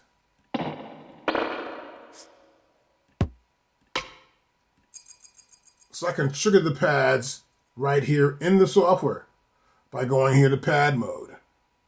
I click it again. I'm out of pad mode, and now we're in slots. We can see each sound in its own separate slot, and we can also see where this sound is at within the grid.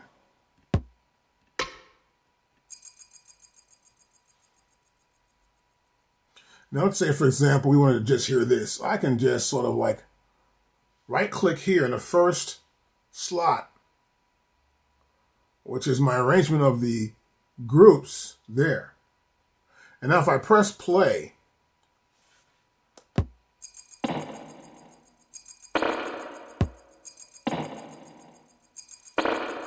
you can hear that playing back, that's just the drums. Because now I've soloed the group out. And you'll see here, as we see right here, this is highlighted. And these other groups here, 1, 2, 3, and 4, are not highlighted, right? So this is on, and these are off. If I come back into here, and I hit that group there, it's off, this is off. It's still highlighted though, see that? But if you look on the software, you'll see that that group is on, the drum group. And the drum group, you see right here, which is our slot for this one group. So if I pick another slot here, I pick the B group, you'll see its slots here, the 16 slots, and the sound that's in slot number 1. Now I can go back up here in this view, in this arrange view here, and then I could just right-click on it, on that A right there, A1, and now I can see all the slots are activated. So you can solo any group that you'd like to. And same here, when you come down to here and we have this group and these slots for that particular group, I can, let's say, just solo the kick drum. I right-click there, and I'm soloing that kick drum rather. It's soloed. I can come in, right-click again, and that's out of that. So here on the bottom half here, we can see our group. We can see here, this is the group, we see the patterns. I can come to here, I can see how many patterns. I can create a pattern there too as well. So I can create patterns and stick them right there. I can pick right here. And now I've got a brand new blank pattern. Now you'll notice here that that pattern remains the same as the other one is. The same 2-bar pattern. I can increase it too. If I come to here, I can increase that pattern. Let's actually drag out here from the bottom, and we can see the entire pattern there. It's 2 bars. And we see the start right here. Now, in order for this pattern to play straight through, it has to be looped through. And so I can loop the pattern too as well. From right up here, I'll select loop, select there, I'm looping it. I'm looping that one pattern. So I can go back down here to my group, which is there. And right here is just a transient there. Let's go back to here. We want to see our kick drum is right there. And then I'm right here in this particular group. It makes it easier for me to see everything. Let's pull this out here. There we go. And so you see something was added. Let's cut this out of here. Let's undo that. I'll press Shift and undo. And I'm right back where I started right here.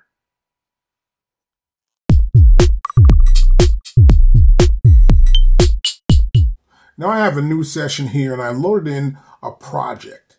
And as you can see, we have a project here. Go and show a beat here, and I've got a little beat going on here. I've turned everything else off because I just want you to see this drum right here, this drum track right there, right? And so what I want to do here is I'll hit it, and we can hear there's a drum right there. I can hit this one, So I'm seeing the word here, and I can get the sound. If I hit the word twice, I can change the name. So I really can't trigger the sound by hitting that over and over, right? So I come back to here again, I open it back up. If I hit here one time on the number of that sound slot, then that sound will be muted, as you can see here. I hit it again, it's on. So to trigger the sounds much more evenly without having to hit it just twice, I can go here to the pad icon right there. And then now I can trigger it with my cursor. But since we have the Maschine Mikro MK3, I can do all that right here. And as you can see, from the pad mode, we can see what we're activating. So I go back to here, turn that off, and now we see all the sounds for this drum group and each sound slot they're in. So I've got a drum here, right? It's a drum right there. And that drum is being triggered. Now that drum also has, you can come right here, you'll see right here, there's a volume, and this is panning right here. Remember panning. That's the panning for that. So I can go up here and see this is a sample, and the sample program, which is the sample app actually. It's a sample app inside of the Maschine software. Now, that's that sound. If I come to here, I'm still in sound slot, I can see the piano. Now the piano is good for pitching. In this case, this one sound, as you can see, when you see this here and you see that color, the same color as the sound in this sound slot, you will see here that this is middle C. And that's that right there. Now if I come here with my cursor and drag down, you'll see actually on the pads how it affects it. Right? And that's the sounds right here. So it took one sound and then it's on different notes. So that means we can have that one sound at different pitches on different pads, right? It's pretty simple stuff that you're seeing right there. And I can come all the way down here and you won't see it because it's not set for those pads. But you can see these pads are set for that one range, from the octave to the other part of the octave. So here, a higher part of the octave. So what we have here at the bottom is the sample itself. And that's a sample. And you'll see this icon right here. This one signifies sample. And that's the sample there because right here, I'm in edit. Normally you might see it like this, but you put it here and you're in edit. You can edit this sample. We have a start point right here. And we have an end point, which is right here. And you'll see it says S here and E here for the ending. Now I go back to the sound slots and I can hit these drums. And as I do, you can see the samples. And they end up being the same color, so you know where you are. As you hit the pad, you know what sample that is. I know what this one is.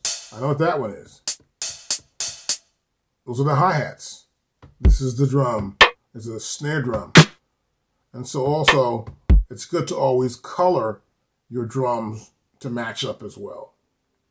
So, since this is working, you may want to actually change the levels of your drums, or even the overall output. Of course, we can come to here. I can press volume and do that, right? I can press volume and change the program. But watch this. I can come to here again. I'll leave this again. And I'm going to come here up to the I and O. And those are the ins and outs, the input and output. And I'm here in audio. And you see here level. We have level and we have panning. That's the same one you see right here. If I turn it, you'll see it move it, right? But if I get to hit the drum sound, I can go here on my cursor. I can move. This is a cursor right here. This is my data wheel right here. So I can hit a sound and go right here on my Maschine Mikro MK3 and just figure out how the pitch should be. I got my pitch set right there. And I can figure each one of these drum sounds and figure out what happens. I can press play from where I'm at and sort of figure how I want it to sound. Bring it down some more.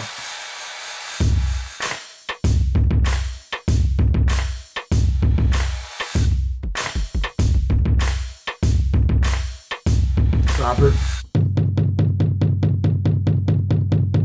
Bring this down a little bit more and play it again.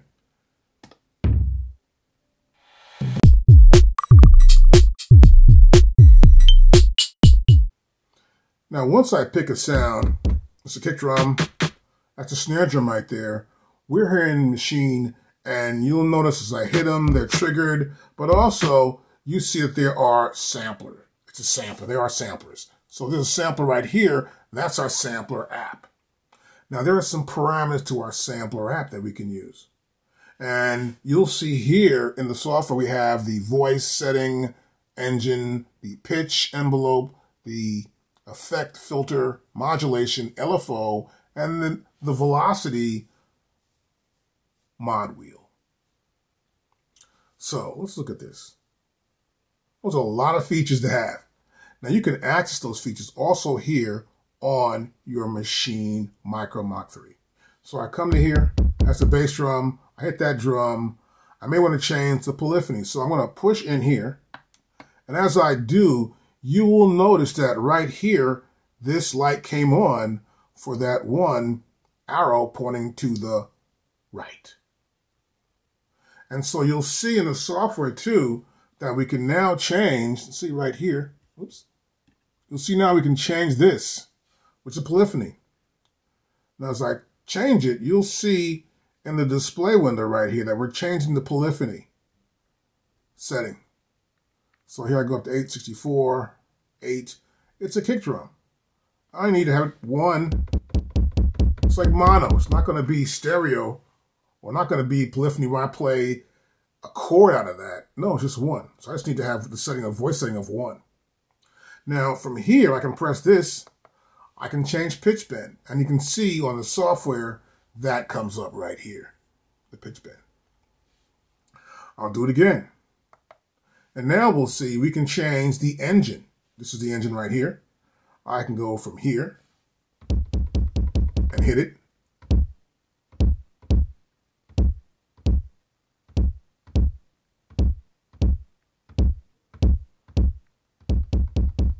I'm just changing it right there.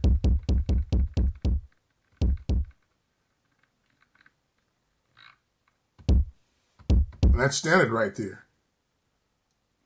I'll keep standard. I come back to, let's try this. We're in this mode here. And once I push back down in, I'm right there. So you notice if I push down, I can use the plugin. And the plugin light's on here. If I push back up here like that, I'm just back into the regular mode here, which is just the ability to see the sampler, and I can see if I had other plugins here, it would go to those plugins down in a row. So that means I would see if I add a plugin here, let's say I add a plugin here internally, I'm going to pull up an EQ. And so now I have an EQ right below that. So I can go up to here, I got my sampler, and I got my EQ. Now next, if I push down again, here, I'm still in that engine right there. That's MPC 60 sound. So let's push that in, we're going to keep that. And if I want, I can come to here. I want to go to the next one. To my next setting in the parameter for this plugin. And that's tuning. So I can hit the drum.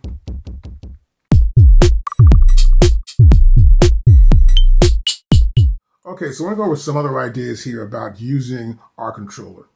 So, of course, here's our controller here. And I want to talk about this follow grid mode. Following grid, this button right here. So if I press play start.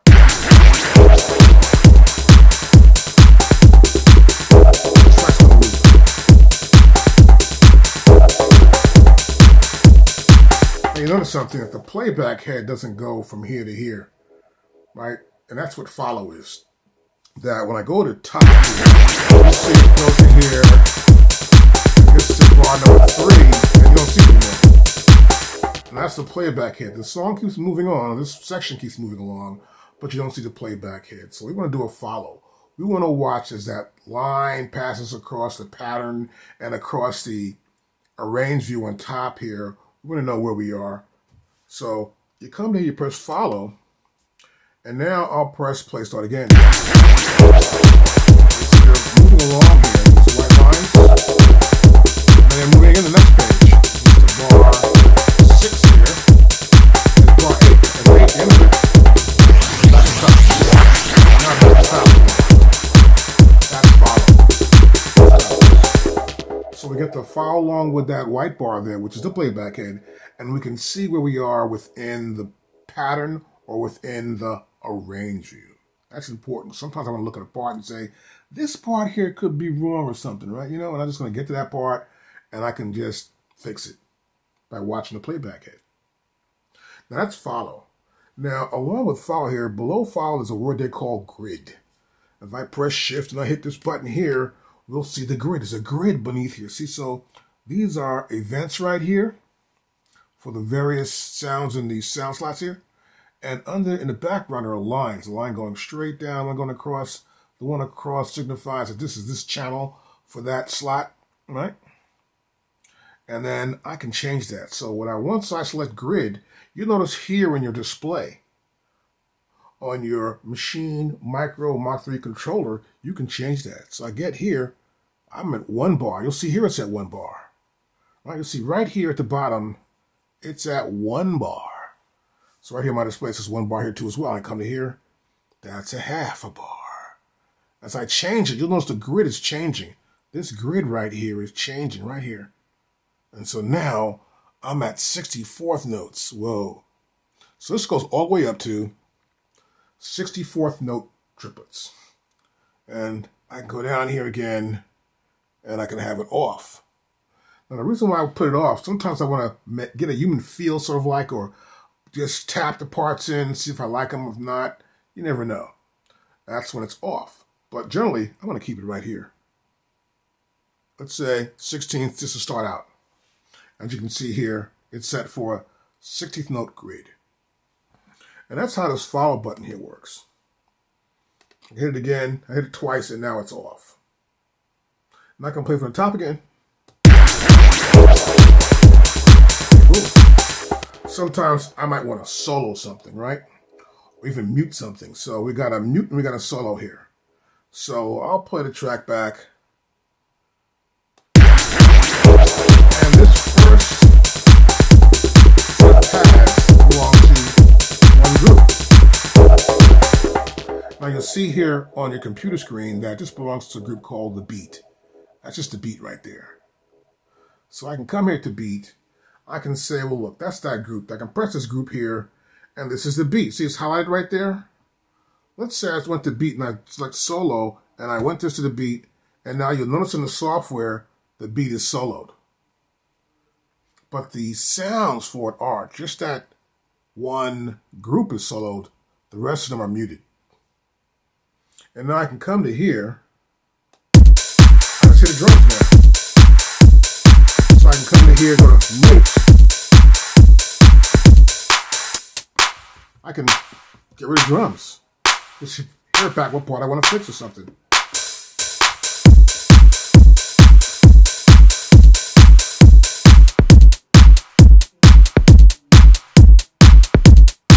What's the parts? What do I like, what I don't like?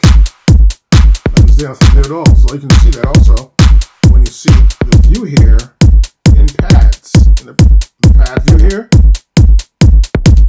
I gotta turn my parts back on. see the lights are dim.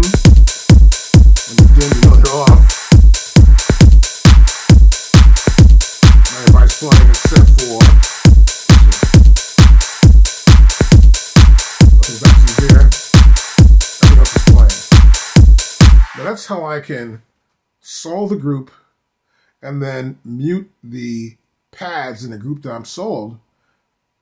have soloed, and then I can say, okay, great, I want to listen back to this and see if I can mix it right and make it work again. So now we'll just come back to here. Let's say we're going to go back here to start again. I press group, I'll press solo, and I'll turn it off. And now everything's back again the way it was before. So we can solo the group, then listen to the sounds in the group, mute them out and see if they sound good or not, or maybe increase the volume or add an effect to it. But this is a great way to actually look deeper into the mix of a particular group. And I can also solo a group, obviously, so before I can come to here, I may have a group that's just an audio group. I'll turn this off first of all. I'll go back to here.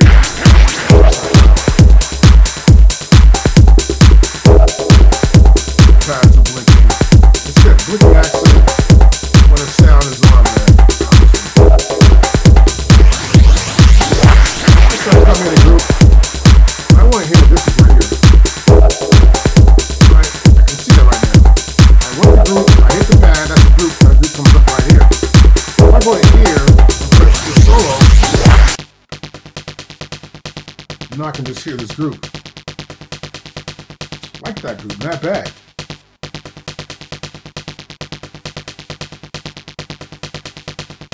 If I want to check something now, I can come here and say go to plugin.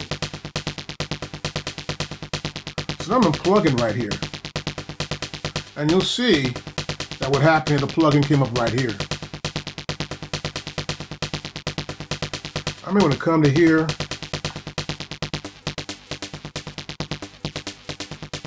And I have my legato here, see that?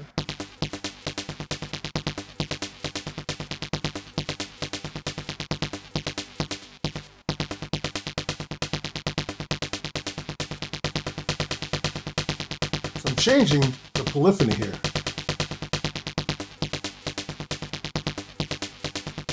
And I can go to the next set here, press this arrow sign to the right, and now we're at the pitch envelope right here. I can either use my cursor or just use my control knob right here. Now there are many pages here. You'll see here that we got a page here for the voice settings, the pitch envelope, the FX filter, modulation, the LFO, which is low frequency oscillation, and we have velocity and of course the modulation. Now I may want to go to different pages, so I'll just press shift, hold that down, I come to here, I can go to the end where it says velocity mod wheel.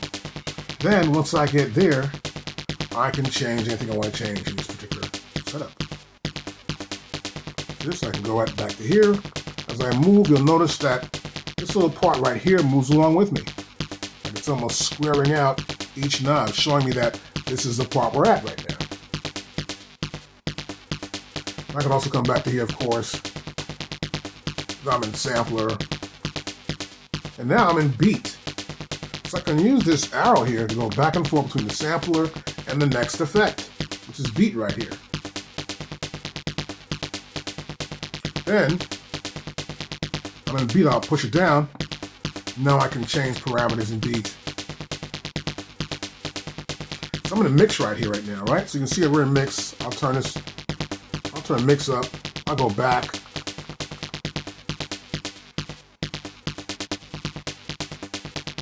There you go, 11/16. This is a delay time. It was actually in 4/16. So you can change stuff with this control. It's pretty easy to do, as you can see. I just went from actually soloing a track, then to listen back to it, add a delay. Not even that, the delay was already there and I was just messing with it pretty much.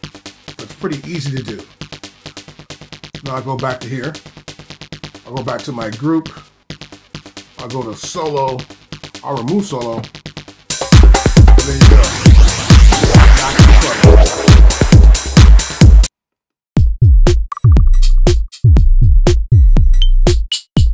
So now I want to look at events pretty much. So I'm going to turn this off. I won't need that. And I'm in a different pattern here. Let's play this from the top.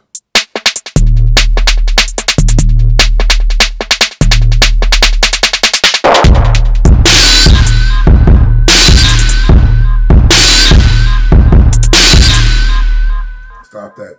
So there are events here. You can hear them back. And we also can see that the pads here for this pad bank B, most of them are all filled up.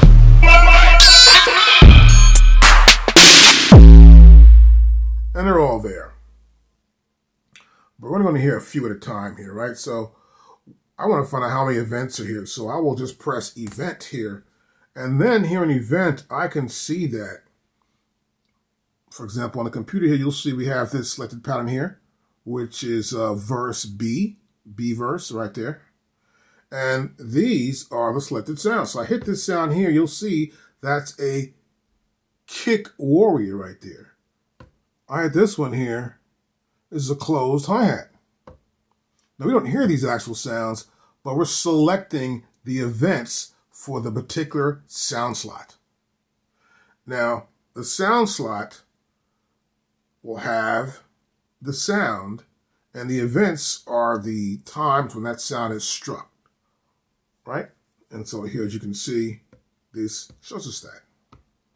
I may come in here also if I want to, grab a pencil tool. I've got my grid set up. I can maybe come in and add something else. Boom, boom. Because I know that's where it's going to be at. I know that that is the sound slot selected. I can add events. Let's go here to Shift. I'll press Undo, and I can undo those events. I may want to keep them. I'll do a redo. I can redo those events. I can actually undo. See, a step undo. That's step redo. See? So it works either way, as you can see that with step, undo, and redo. Now, I'll just press play from the start again.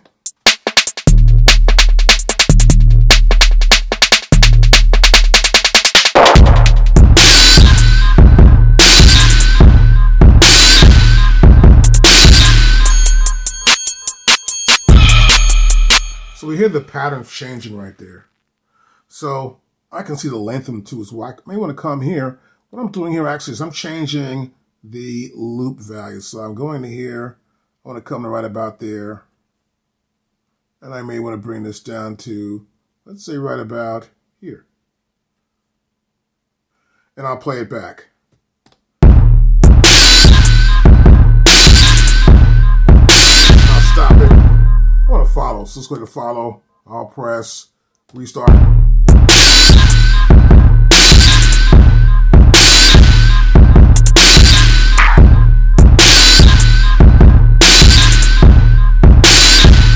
Let's say I've selected something like, we got these hi-hats right here, right? And these are the hi-hats I have right here. And what I want to do is see them actually. See, I look on a grid or something. So I'm going to come into step mode. Once I press step mode, I can see the placement of the hi-hats here in the grid. I can press restart.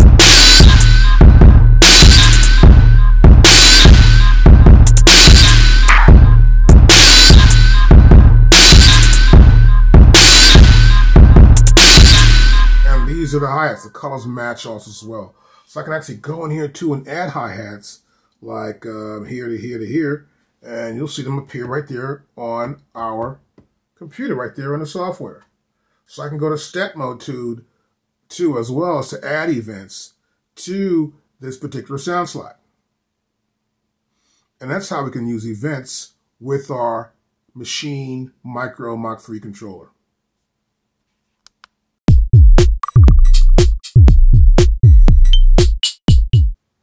Now next I want to look at patterns.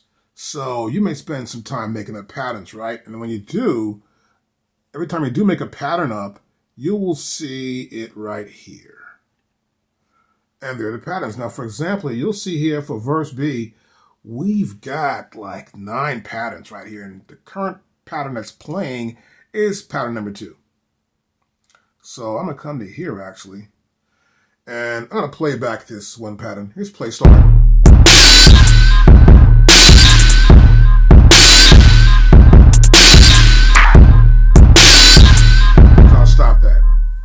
Now, the reason why it's playing also because I have a loop right on here turned on. I can turn loop off and play a pattern.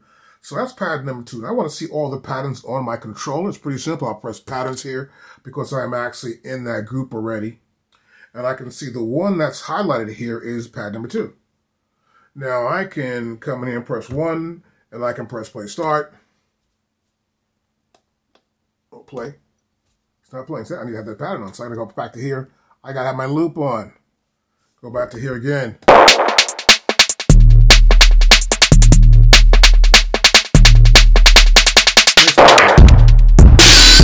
I'm going from pattern to pattern.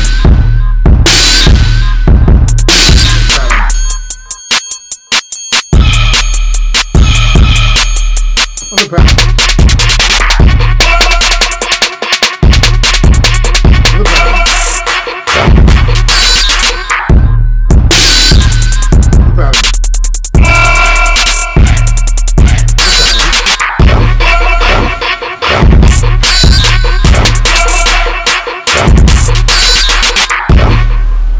Back from pattern to pattern to pattern. This is great to do with the controller. Once you've formed a bunch of patterns, you want to test how they're going to sound in a particular section of your sequence or song to see how it fits in, yes or no, right? And it's a great way to do that. Now, sometimes you might make a pattern up that could be just 2 bars. Like, for example, you notice here, if I hit this pattern right here, you'll notice in the software right here, it's twice. So here's one here, and this one doesn't have a name to it, which means this is a repeat of this pattern right here. If I go to here, past pad number 5, if I press pad number 5, you notice here, it says build, right? This is just that one, but you see it's 4 bars long. All these patterns are 4 bars long except for this pattern here. Once I select it, it fits in there. Now, if this was 1 bar, we would see it 4 times. If I select this here, I would see it 4 times there.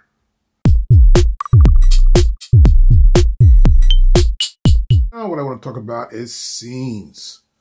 And so as you can see here, we've got a project selected and the scenes I've got here. So I can go back here. Let's go back to this idea of this pad here. And I want to look at a different group. Let's go to group here.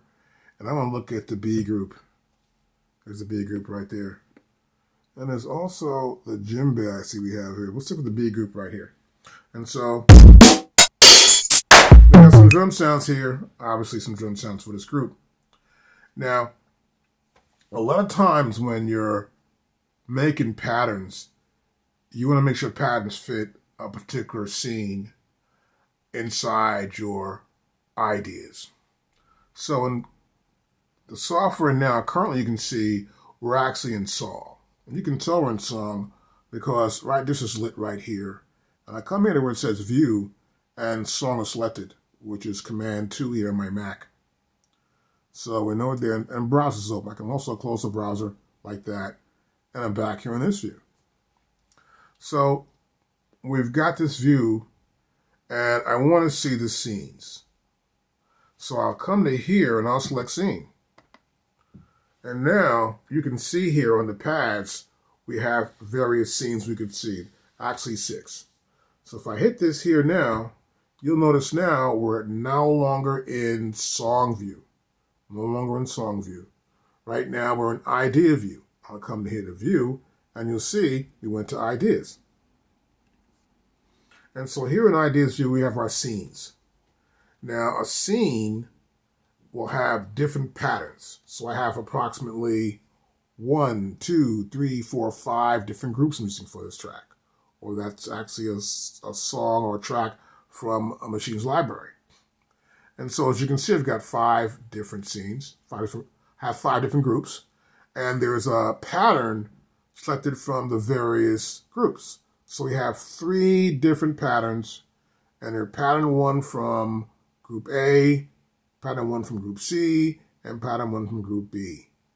Now if I play this right here, and you hear what that is, you hear it starting off. That's pretty cool. Now here on the Maschine Mikro MK3, I can select the scenes. Here's one scene, it's scene 2. Here's scene 3. Here's 4. There's 5, and there's 6. And as I tap them, you'll notice that number 2, for example, we have a different order of the patterns we're going to use for scene number 2. And this is how you create a song or create scenes. These scenes could be a bridge, a verse, a chorus, or whatever. In this case, they're just called scenes until you actually label them. You have to go back and you have chorus, and you right-click here, and I could name that scene if I want to. And so it's a great way to see what works for you and what doesn't work for you. So I would come to, let's say this one right here. And if I play it back from the top,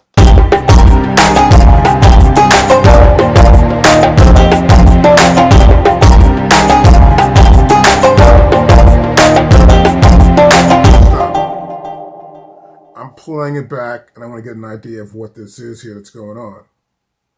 So I can always come here to pattern view too. And I got pattern view, and I know that there's a certain pattern playing for this scene number 2.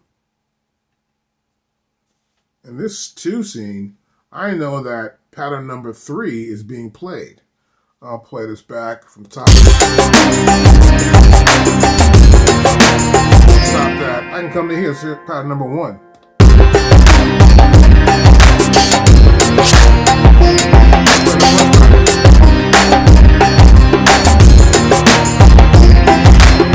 So I'm switching patterns up behind each part here. Actually, this is just that one scene, but I'm sort of trying to see which pattern works.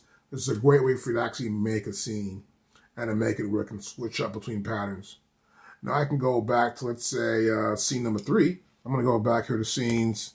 I'm going to go to scene number 3 right there's number 3. And I may want to look at the pattern for group C. I come into here, group, here's group C. I select group C, and I want to see what patterns are there in group C. It's just one pattern here. I take that pattern out. I just tapped it, it's gone. And now I can play it back again.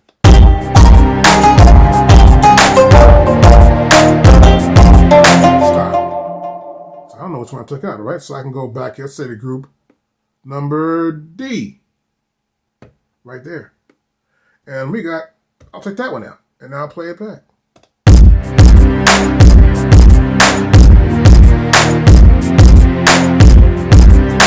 Going on right here. So it's easy to take out patterns, put a pattern in, even to create a scene. Let's do that now. I'm going to go back to scenes right here, scenes. Well, notice there's a white pad right here, right? Now we know we have 6 scenes, and we can see that there's 6 scenes. Looks like there's 6 scenes. I can't tell that, but if I come to this scene here, yeah, there are 6 scenes, right? So we want to create a 7th scene. I'll come to here, and I want to create a 7th scene. So now you'll see that that scene, this number 7 here, is white. So the reason why it is, I haven't made a color for it. So I can come here, actually add a color. I'm going to right-click here. And we go to color here, and I'll give it, let's say, a yellow color. Let's go with this color here. That color right there, so we know it's our new scene, right? And so what I need to do here now is select a pattern. I'll go to group. I'm going to go here and go to group right here. I'm going to look at my first group right there, first group right there. And I'm going to select a pattern, which is pattern number 3. See that? I selected a pattern. I'm creating a brand new scene here. So I want to go here to group again. I'm going to select group number 2, which is this B group, B1. And I'm going to select a pattern here too as well. I'll select pattern number 3. Hey, why not? And then I can play it back. Let's play it back.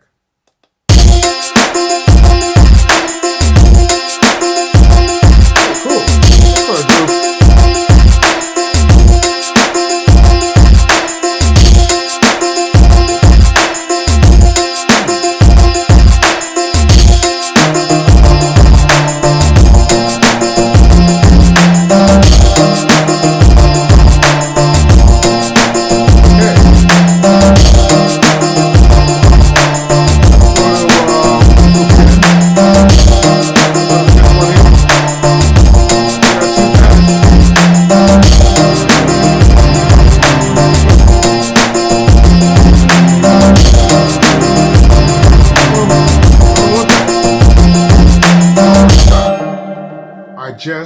a brand new scene.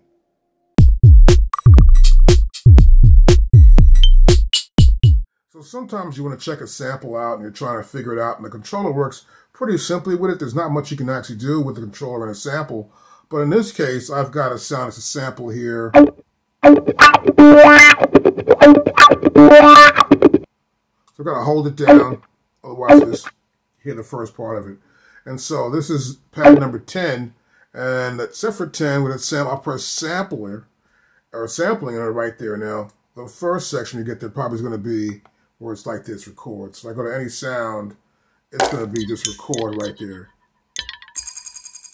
So it's going to be record, right? So I'm going to go back here to 10, but I want to go here to edit.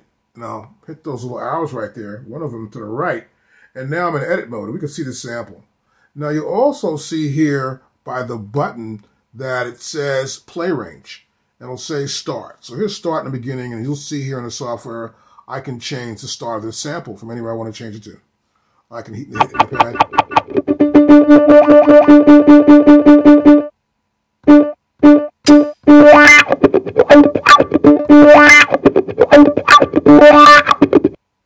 I hit the wrong button. I'm in the wrong spot, so any button I hit, but if I hit the right pad, I'm right there, of course. Now, if I hit this to the right, this button right here, now it says endpoint. So I can change the endpoint of the sample too as well. So I can change my start and my endpoint of the sample with the controller.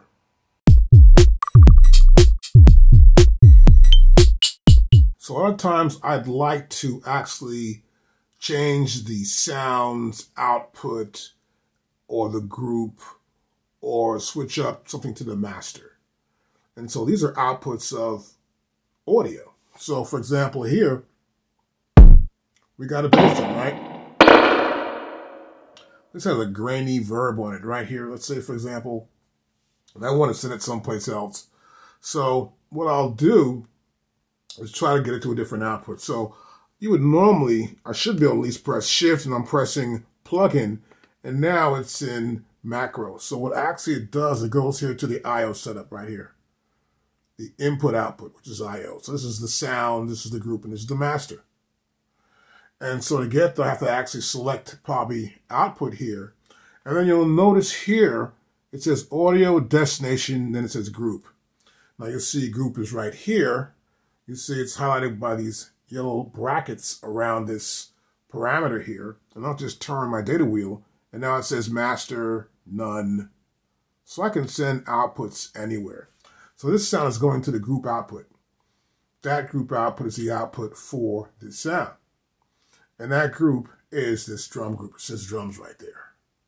So I can also go to here, auxiliary. So to get there, I'll just press this little button right there. And now I'm here in Q, but I need to press shift and press the button. And now I'm in auxiliary. So it works the same as you do it with any plugin, right? In this case, we're dealing with the inputs and outputs. So this is an auxiliary right here. I can have an auxiliary send from another instrument, or another track that has an effect on it. And so you can see that right there. We have two auxiliaries, one here and one here as well. So to get there, it's simple. Just press here and press there. You can see that's auxiliary 1. I press it again. That's auxiliary 2 with a destination. Then we have the level, and then we have pre and post fader. So that's post. I come to here. I turn my data wheel. That could be pre. So they work the same way as I would with any plugin inside of Maschine. And to get this pretty simple, you just want to press shift and macro. And when you get to macro, you can then move your cursor here to input there or output. So I can also have input audio coming in, as you can see here from a source. I will just select my source, as you can see right there. In, 1, 2, left and right.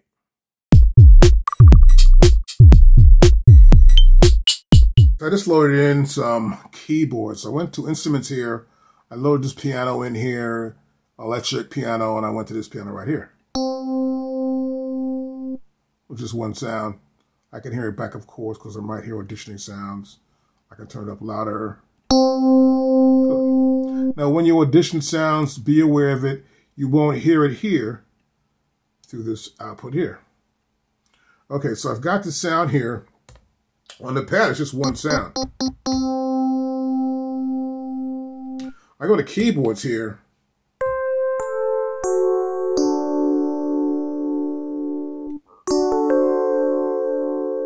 It's right there as keys, right?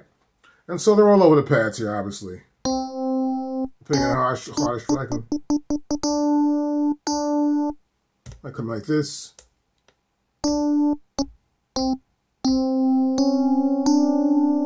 And we're good. Now, I may want to also make chords. I come like this.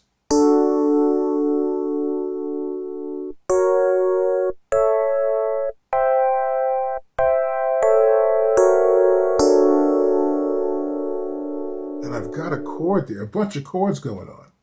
Now, how this works primarily is that you'll notice that you're going to see this here. When I go to chords, you're going to see here that we have like a major chord, minor, octave. Let's go down again. Right here, we've got preferred major. Then we've got here a minor chord. We got a sustained 4. We got a major 7th. We got a minor 7th. We have a dominant 7th chord, a dominant 9th, a major 7 with a flat 5. So these chords are right here. That's the flat 5 right there. So you can change the chord structure as you like.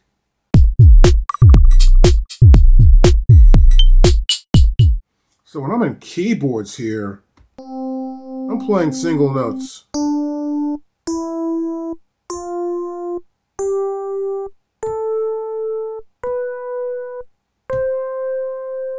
And we're playing a scale that way, right? So you'll notice too that right here by our knob, right above us, you'll see I can change the root note. So for example, that's C, and that's C, the octave of C.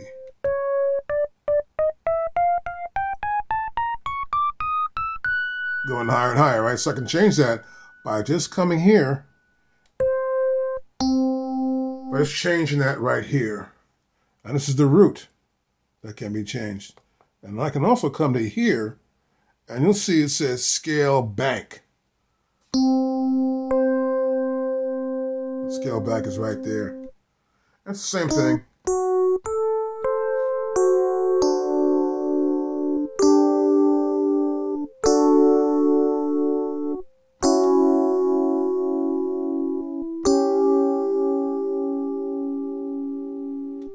And we can actually change the scale bank. So scale bank is here also. And we have modes. I can see that right here, modes. Ionian mode. There's C root. There's the bank. Ionian mode. Dorian. Phrygian. Lydian.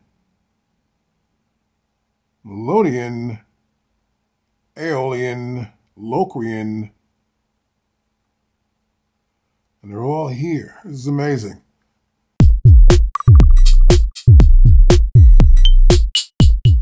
So here I'm in mixer view. It's pretty simple to get here. I come to here and I'll click there and I'm in mixer view. And so here in mixer view, it's almost the same thing as you had before when we were in the view here where we see the different groups. We have A through E right here, right? And of course, in that group, which here it says hi-hats and snares, for example, here are all the slots. So if I go back to here and I select mixer, I'm here in hi-hats and snares, obviously the same as I was in when I was in pattern mode back there. You can see it here. And so those sounds are just right there. So I'm hitting the pads here. These are the sounds that are in there. As I hit them, you'll see there's a plugin, let's say right here, right? So I can see that plugin here. I would say, well, there's a plugin right there, right? And currently it's on this gate thing here. I can go to the next piece of the plugin, which is the pitch. So it's the pitch gate.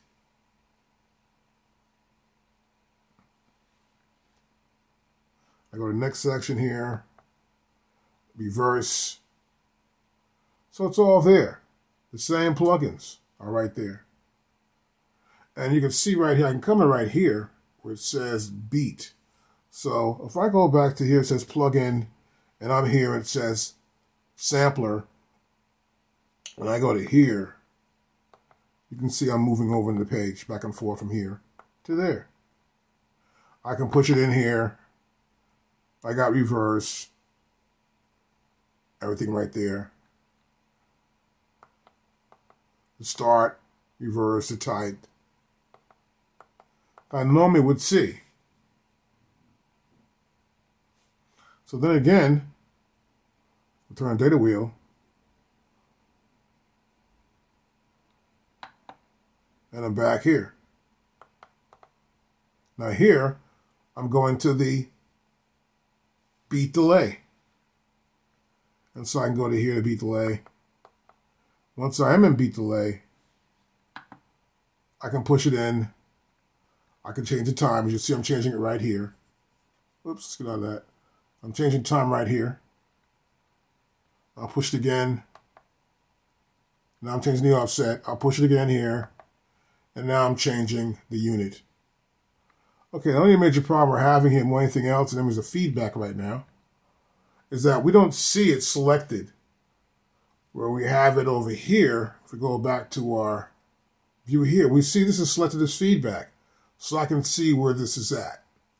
When I go to mixer, you don't know, so you have to make sure you look at the display right above the knob. You have, this is the pitch right here. So if I have a sound, let's go to notes. These are notes. As you can see, they're running across all the notes there in the hi-hats. And it's affecting each one of those notes. I can go back in here. Let's look at something else. We're going to go right back here. And we have so much going on here.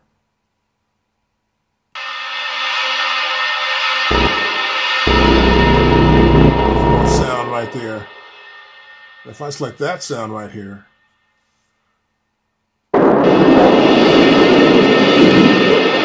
are the notes.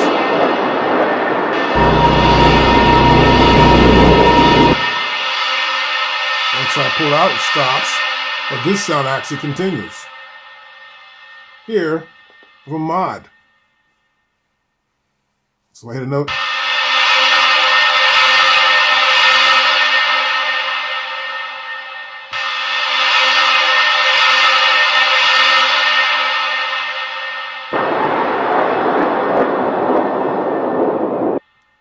So I have that there with modulation. I can mod the wheel. I can mod wheel here.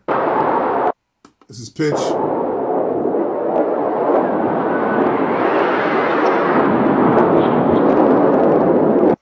Now to make it easier for you, I'll come back to here actually. We got a bass here too, I believe. Here's a bass right here. I click this bass right here.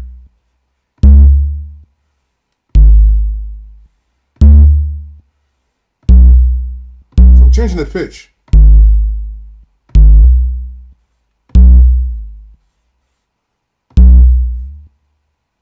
You see it go up. So we can change the pitch. Like a mod wheel here too as well. And then we have, this is a effect that we could use. No effects listed right now, but it's a perform effects select. And these are pretty simple to use. You can read more about it in the manual. We're not doing much on it because we're not really using it in this case. But we want to get you familiar with everything else on this controller to make it easy for you to work it with the software. Now, obviously, the pitch and the mod, and then this effect and notes aren't really steps within the software.